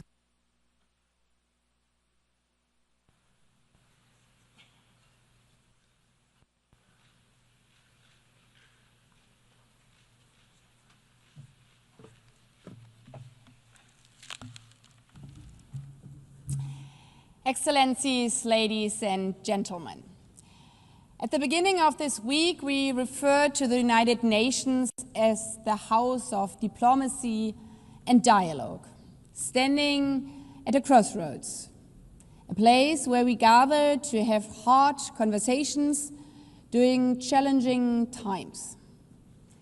If this high-level week is an indication this House is fulfilling that purpose, the United Nations is still relevant. Over the past week, we have heard from 189 member states, including 124 heads of state and government. Delegations, I thank you for your proactive leadership, for embracing diplomacy, for not shying away from the hard topics, for proving why our United Nations remains critical, especially facing a crossroads. I would like to thank the host country, the United States, for their continued and generous support, reminding that the host country agreement obliges to give access to all delegations, as otherwise the House of Diplomacy would not work. I express my deep gratitude to the City of New York, particularly the NYPD, as well as colleagues across the UN Secretariat for making the high-level week possible. Finally, I thank my OPGA team, led by my chef de cabinet, for their tireless dedication, their countless briefing notes, and for being my ears and eyes throughout this high-level week. Across the week, certain themes resonated above all others. Chief among them, peace and security. Gaza, Ukraine, Sudan, and the many forgotten ones. The clear message was, member states must do more to stem the tide of war and violence, to protect and feed starving civilians in Gaza, to return to peace to Ukraine, to protect women and girls in Sudan. This organization is only as strong as our collective will to uphold the principles of our Charter and international law. And when we do, progress follows. Monday's high-level international conference on the peaceful settlement of the question of Palestine demonstrated clearly that what happens in this hall matters. The conference, coupled with the New York Declaration, showed diplomatic movement on an issue long considered immovable. But while we are gaining traction politically, on the ground, the situation remains catastrophic and unacceptable. We should not delude ourselves. The real test now is whether the momentum generated here can be translated into tangible, short-term measures in and for Gaza. An immediate ceasefire, a surge in humanitarian aid for the civilians, the immediate release of the remaining hostages, and lay the foundation for a peaceful, long-term perspective, the realization of the two-state solution. The only way to achieve lasting peace, security, and dignity for both Israelis and Palestinians. The Charter is not only a blueprint for peace, it's also a vision for shared progress across every pillar. Dozens of delegations spoke on the impacts of climate change and the ticking clock we face in delivering on the Sustainable Development Goals by 2030. That clock does not stop while we are here in this room.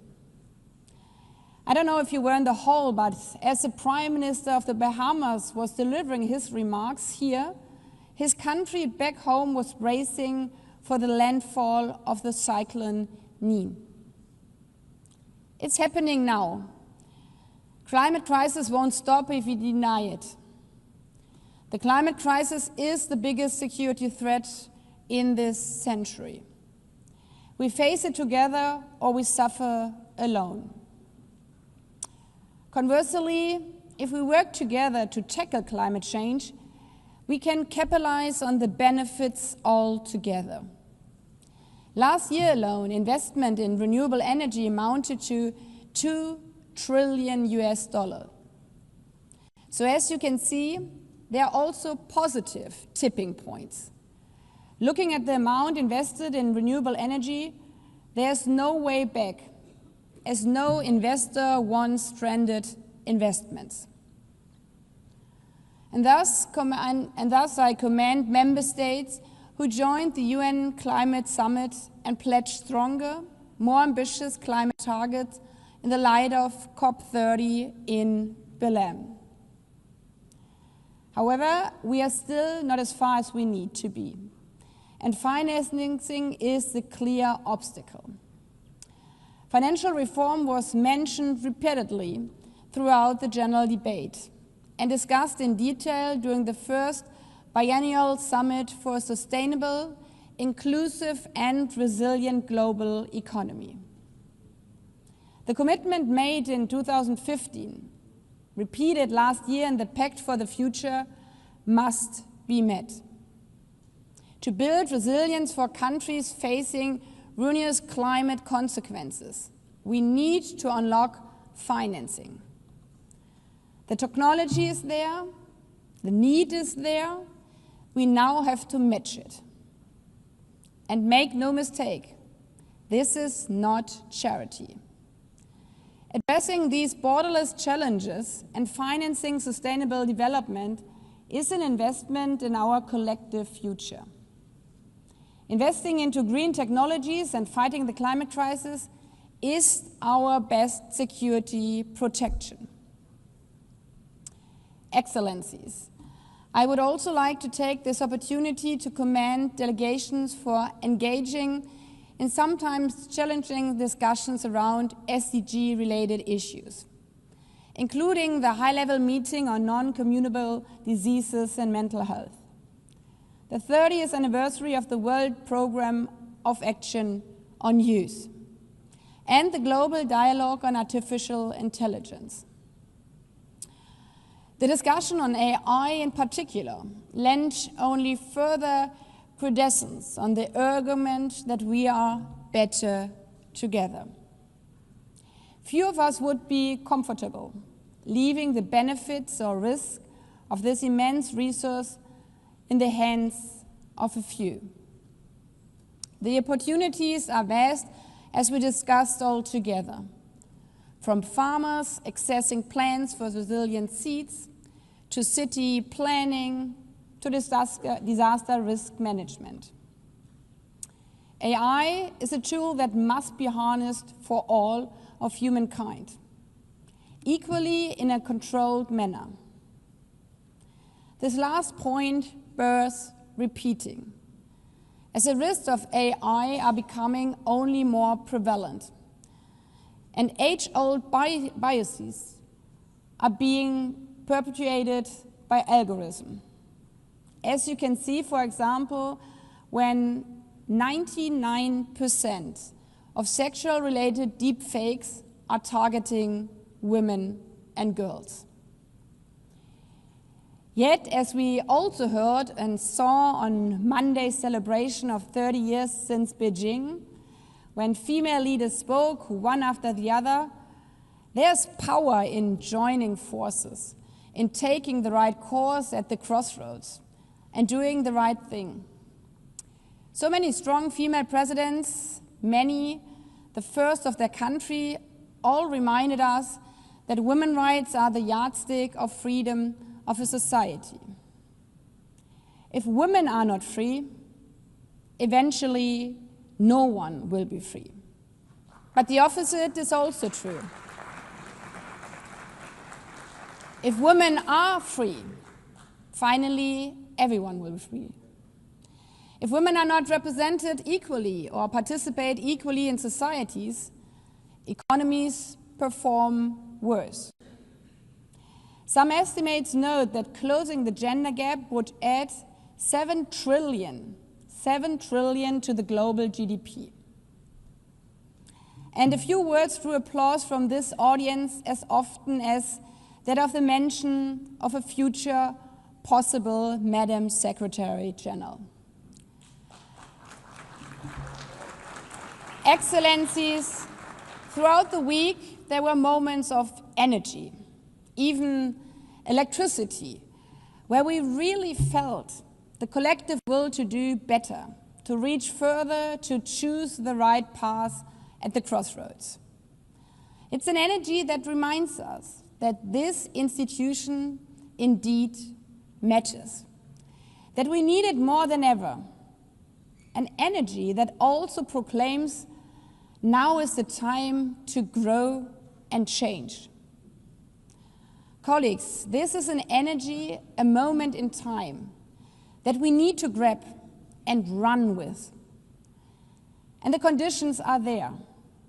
Indeed, UN 80 and the reform agenda was, as they say, the hot topic throughout the week. The Secretary General's report on mandate implementation review, the revised budget and his proposals for structural changes and programmatic realignments offer us a concrete pathway to make this institution better, stronger, more effective, fit for purpose. But this is not only about trimming budgets. It's about strengthening delivery. It is about priorities. For that reason, it is important that delegations take the discussions here back to their capitals. Discuss also back home in national parliaments how every government can constructively support and implement these processes in a way that make this institution work better, deliver better. For all of us, but especially for those who still look to the streaming blue flag as a sign of hope, even in the darkest hours. For those who have the benefit of living in peace and social security, and, as recent surveys showed, even in spite of all global narratives, still value the benefits and necessities of the UN. On this point, I would like to thank the many, many delegations who responded to my call for a positive reflection on the UN's 80th anniversary. We have heard dozens of statements infused with this theme of better together, of countries who freed themselves from colonialism to join as an independent state the family of nations, of countries like my own who reunified because of the international community, of countries who sought support from the UN for mediation, for peacekeeping, for democratic reform, for aid and relief. Even if we have not always succeeded, but the point is that we have always tried. Excellencies, these examples highlight specifically why this organization was created: to tackle the problems no country alone can solve, to support others in their times of need. This week's general debate, with strong engagements and impassioned words, showed that we are capable of finding the strength to lift up our common leadership, to find collective solutions, and to take the right path at the crossroads. Let us go forward in this spirit. As also outlined in our just launched year-long campaign, let us be inspired by the legacy of our past and daring for a better future that is better together, unafraid, unbroken, united. I thank you.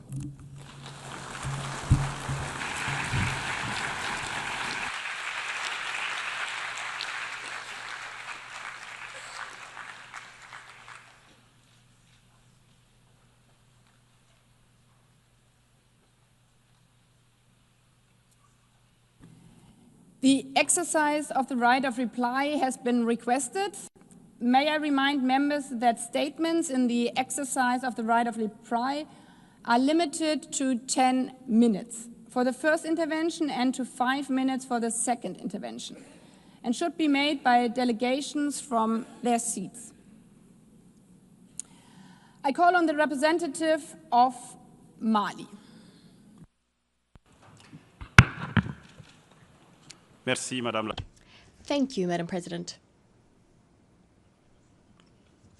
The delegation of Mali does not aim to exercise its right to reply.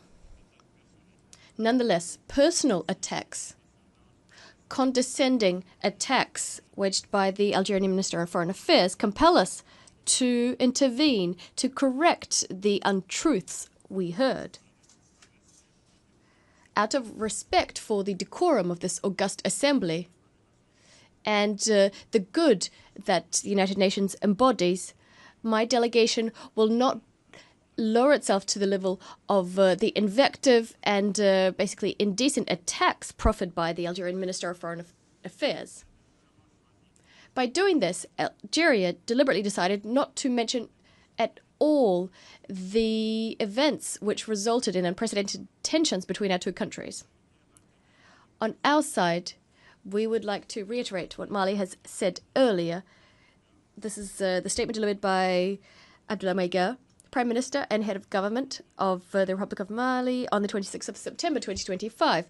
He recalled that current tensions between our two countries are rooted in, first and foremost, in the unacceptable interference of the Algerian regime in the internal affairs of Mali. The Malian people decided to take charge of its fate and take ownership of the peace process. There were then disputes regarding the destruction by the Algerian armed defense forces of surveillance and reconnaissance drones of the Malian armed and security forces in the night between the 35th of March and the 1st of April 2025. A few hours after the incident transpired, the Malian government learnt from the press of a communique issued by the Ministry of Foreign Affairs of Algeria claiming ownership for the destruction of a drone which purportedly violated Algerian airspace 2 kilometers. In order to conduct an in-depth investigation, the Malian authorities requested from the Algerian authorities to provide them the evidence underpinning their allegations. Over 72 hours later, no satisfactory follow-up was provided by the Algerian party. Following our own investigations and on the basis of scientific proof that was published on the 6th of April 2025 in a communique, the government of Mali drew a conclusion of which it is absolutely certain the drone of the Malian Armed and Security Forces was destroyed following a premeditated hostile act waged by the Algerian regime. This conclusion is underpinned by the following. First, the guilty silence of the regime in Algeria and its refusal to cooperate. Second, specific data about the trajectory of the aircraft recorded by our systems unambiguously proves that the drone never left the airspace of the Republic of Mali. What's more is liaison with the drone and location information, all of it is located on Malian national territory. As I'm sure you understand, these allegations of supposed violation of Algerian airspace are absolutely absurd in light of the above.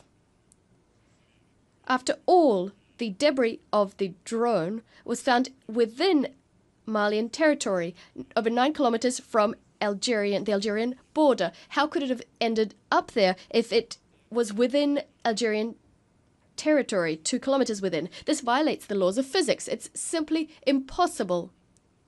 It's simply impossible for the drone to have ended up there. This is clearly an unprecedented attack, unprecedented in the relationship between our two countries. This hostile act, unfriendly and condescending, is further proof, if there was ever any need for it, of the fact that the Algerian regime is sponsoring international terrorism in Mali and the Sahel. Indeed, the destruction of the Malian drone clearly sought to undermine the neutralization of armed groups who have claimed that they've conducted terrorist acts. Faced with these attacks and a refusal to cooperate on the part of the Algerian regime, the government of the Republic of Mali decided to institute proceedings with the International Court of Justice.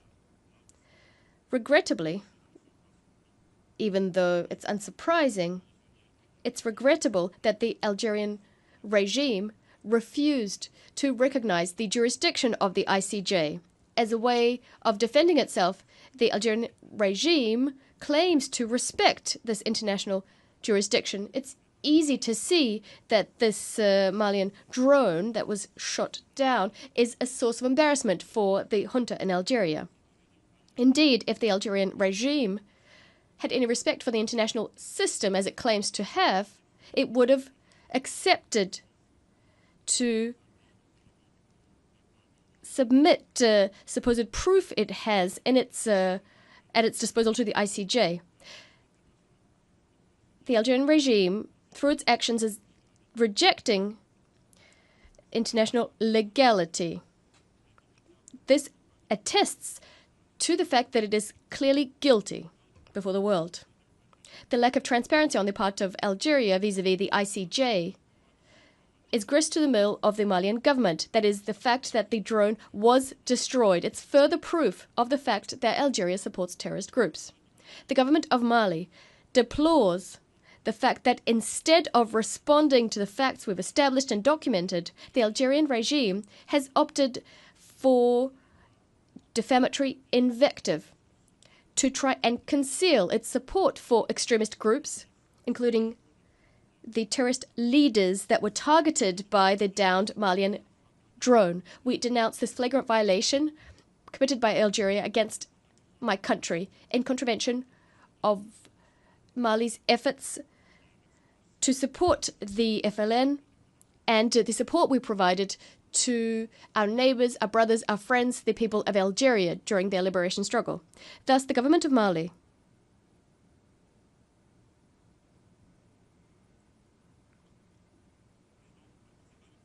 As a consequence, the government of Mali reaffirms its call for the Algerian regime to put an end to this unacceptable interference in the domestic affairs of Mali, as well as its support to terrorist groups which are destabilizing the Sahel.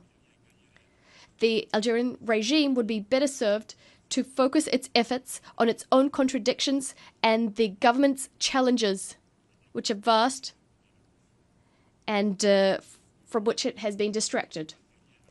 We call on the Algerian regime to change its approach and to improve its relations with neighbours working in good faith for stability, collective security and sustainable development in the region in full respect for the sovereignty of states. By way of conclusion, I'd like to reassure you that the Malian government will spare no effort in defending our national territory and ensuring that we protect our people and our property. I thank you. I call on the representative of Morocco, followed by Algeria. Merci, Madame la Présidente. Thank you, Madam President. Morocco would like to exercise its right to reply following the intervention by the Minister of Foreign Affairs of Algeria this morning. Without any animosity nor wishing to create any polemic, I would like to provide some clarifications and also restore some truths on the following points.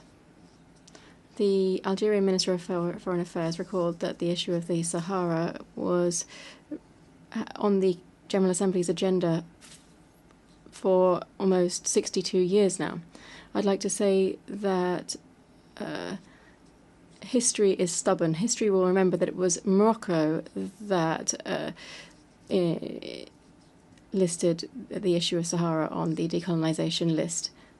This didn't happen all of itself, but rather thanks to Morocco's claims, which has continued to reiterate its claims since 1956. The minister also stated that the Security Council adopted its first resolution on the issue of the Sahara 50 years ago. That's very well, but I would have liked us to, for the minister to also refer to the General Assembly resolution, since we are sitting in the General Assembly. Indeed, In this chamber, the General Assembly adopted its own resolution 3458B. This took note of the Madrid Agreement that brought an end to the Spanish colonization of our southern provinces. 3. The minister stated that MINURSO was created 34 years ago. Very well, that's true also. But the issue of the Moroccan Sahara doesn't stop at the creation of MINURSO, nor did it start with the creation of MINURSO. It cannot be reduced to the establishment of MINURSO either. The history of the Moroccan Sahara must be integrated into everything that has happened around and what happened after the establishment of MINURSO. That is the decision of the Security Council to put to one side all of the resolutions concerning the Sahara as they related to MINURSO by proclaiming the political solution for the settlement of this dispute. That was 21 years ago. And above all, the Security Council has done ever since 2007, adopted a resolution over the last 18 years that reiterates the preeminence of the Moroccan autonomy plan, which it believes is serious and credible. 4.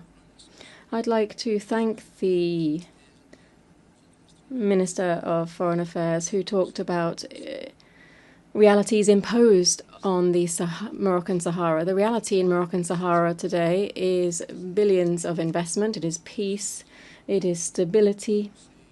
It is the longest bridge in Africa, a highway from the north to the south of the Sahara. It's universities in every city, hospitals, university hospitals, the deepest port in Africa, Atlantic port in Africa. It is freedoms, elections, a free culture, civic participation of the Sahara population in all political, cultural and economic activities of the region, and above all, the emancipation of young people who are just as active in the north and the south of Morocco in our political, cultural and economic life. These are the realities of the Sahara. And I just wanted to add, since we are in a diplomatic forum here, our reality is that we have 30 consulates in the Moroccan Sahara. That means that we also have some recognition. There is investment, billions of dollars of investment.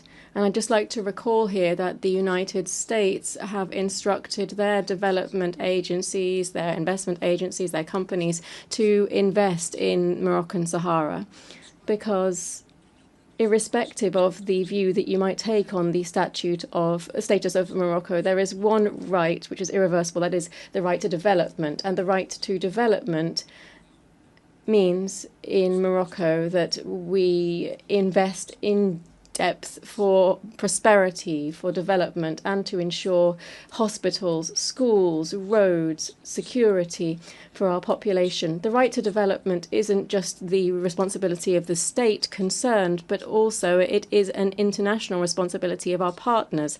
Hence the decision of Europeans, Americans this week, and other partners, particularly large multinationals who are interested in the Saharan development for the benefit of our Saharan population. The fifth observation that I'd like to share following the intervention of His Excellency the Foreign Affairs Minister of Algeria.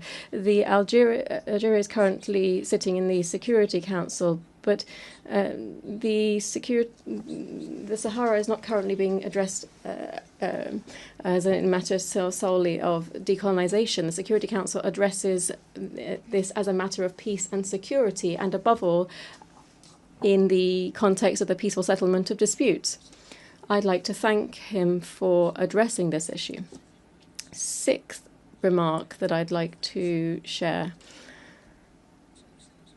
His Excellency the Minister asked 5 questions, fundamental questions for the settlement of this dispute. That's all very well.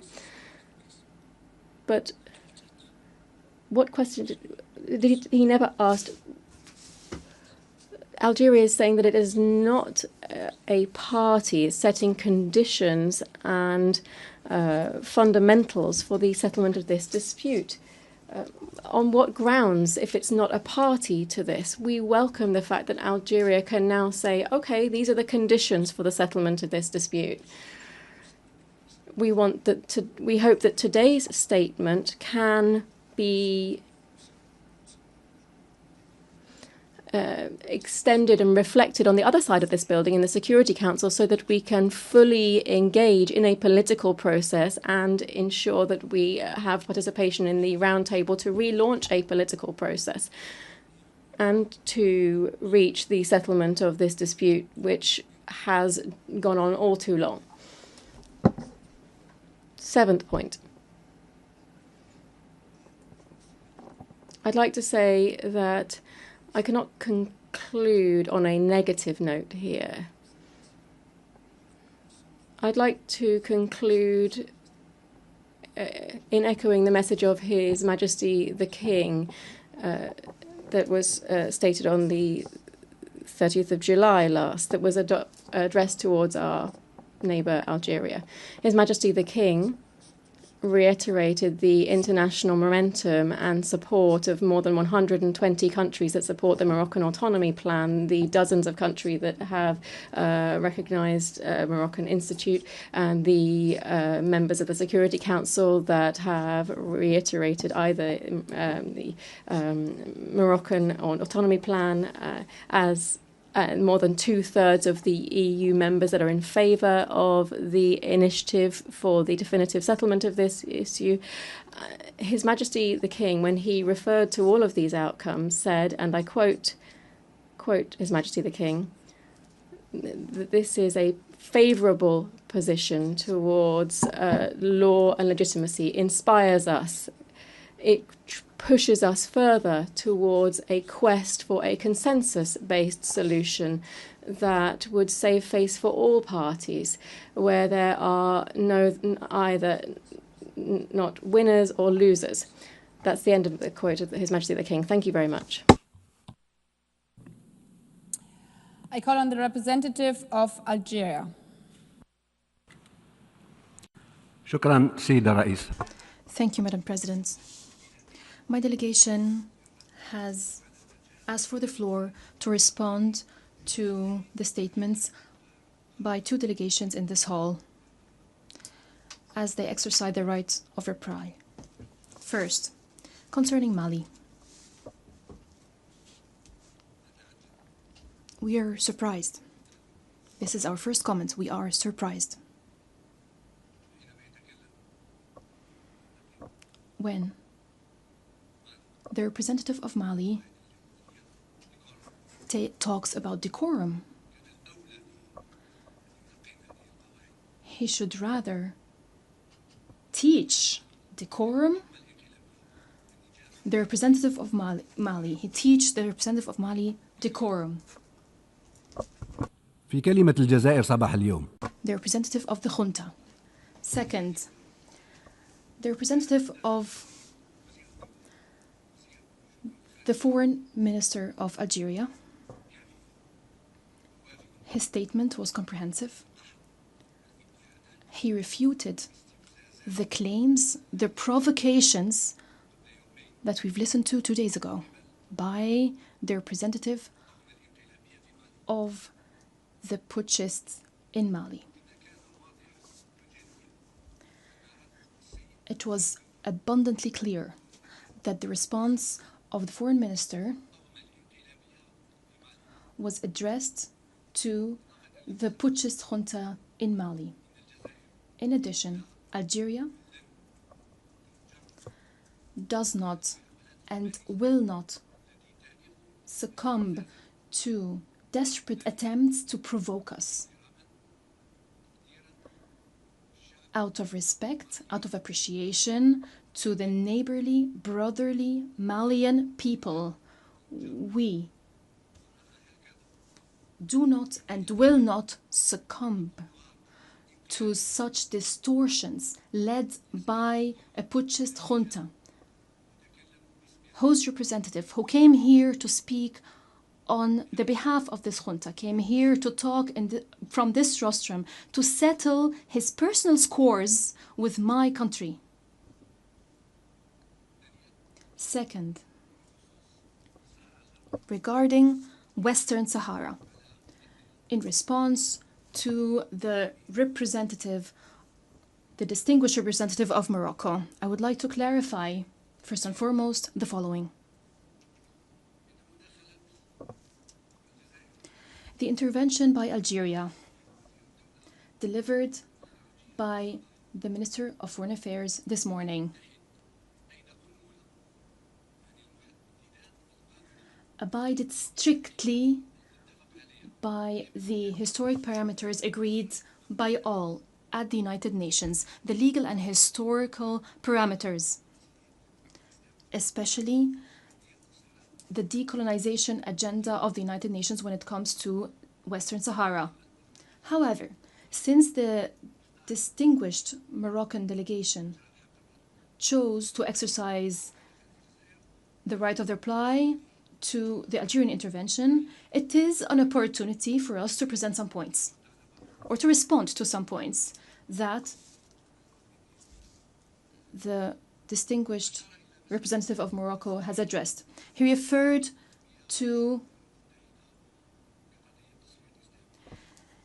the Western Sahara issue being a decolonization issue at the United Nations. I have to recall some legal and historical parameters when it comes specifically to this matter. We cannot accept such claim. We cannot accept such claim. There is no such thing as regarding the Western Sahara as a non-self-governing territory. However, because adding a region to the list on the decolonization agenda goes back to the countries that are responsible for this particular region, according to Resolution 1514.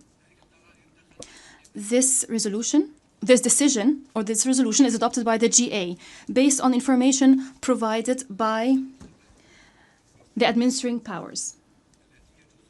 The administering power has the right to ask, can provide information according to Article 11 of the Charter, especially Article 37E. I recall and remind you of the decolonization agenda of the United Nations. In 1946, the first list was presented when 8 countries provided a list of 72 territories that are concerned with decolonization. And in 1963, the General Assembly approved revised list of 60 region as non-self-governing territories. That includes the Western Sahara. I have the documents, I have the lists, I have the numbers of those documents, but I don't want to talk for too long. When it comes to Western Sahara, this issue was not part of Resolution 66 of 1946 for a simple reason, because Spain was not yet a member of the United Nations until 1955. It was the administrating power. In 1955, and Morocco was then still under the protectorate, the Secretary General of the United Nations corresponded with Spain and asked Spain whether it manages a non-self-governing territory. So in 1958, Spain claims that it does not have any non-self-governing territories. And the territories that it administers are Spanish territories. Spain did not provide any information on this territory under Article 73 until 1960, where there was a draft resolution in the Fourth Committee to consider the issue of Western Sahara. And I have the statement by the administering power, the statement delivered back then. Before the establishment of C24, the information provided by the administering power on Western Sahara, this information has already been sent to the Information Committee, which was a predecessor of the C24, and that was in 1961. When the Committee of Information was dismantled and the C24 took its place, the issue of Western Sahara was added to the list of non-self-governing territories that fall under Resolution 1514, the resolution on decolonization. This all to show that the issue of Western Sahara is registered under the decolonization agenda of the United Nations. And this leads me to another issue addressed by the distinguished Moroccan delegate, the issue of addressing Western Sahara at the Security Council. As a matter of international peace and security, in all Security Council resolutions,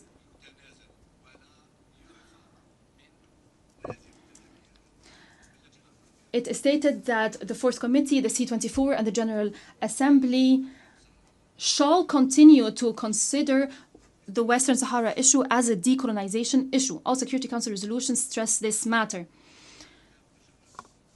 A final point, since the Moroccan delegation has referred to how Algeria considers the Western Sahara issue and why we even consider this issue. We are a responsible member of the United Nations. Algeria addresses all just causes. Second, Algeria is a neighboring country, and it is concerned with what transpires in neighboring countries. It is our duty as a responsible member in the United Nations. We must respond. We must explain what needs to be explained regarding this issue and in other issues.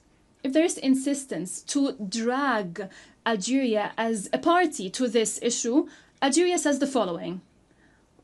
I repeat what the foreign minister has said this morning.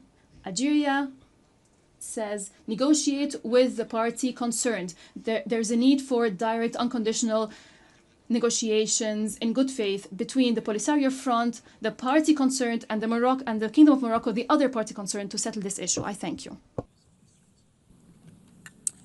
I now call on the representative of Mali for a second intervention. May I remind you of time to be 5 minutes.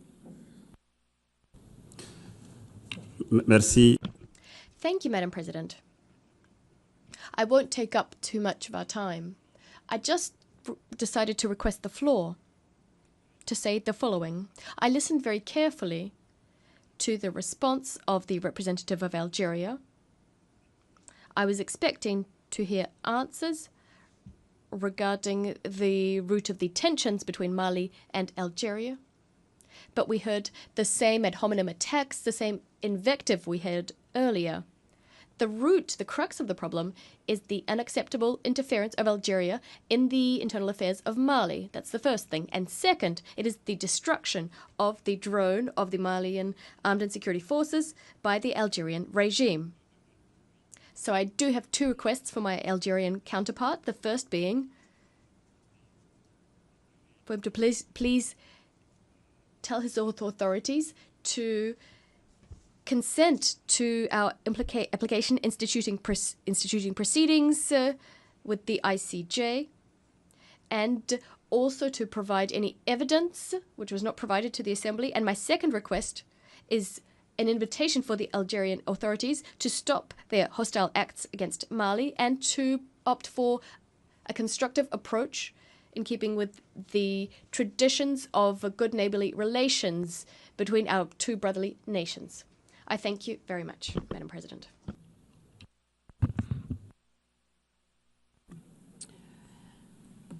May I take it that it is the wish of the Assembly to conclude its consideration of agenda item 8? It is so decided. I would like to thank all of you, all delegations again, for this year's high-level week. I wish you a good day. The meeting is adjourned.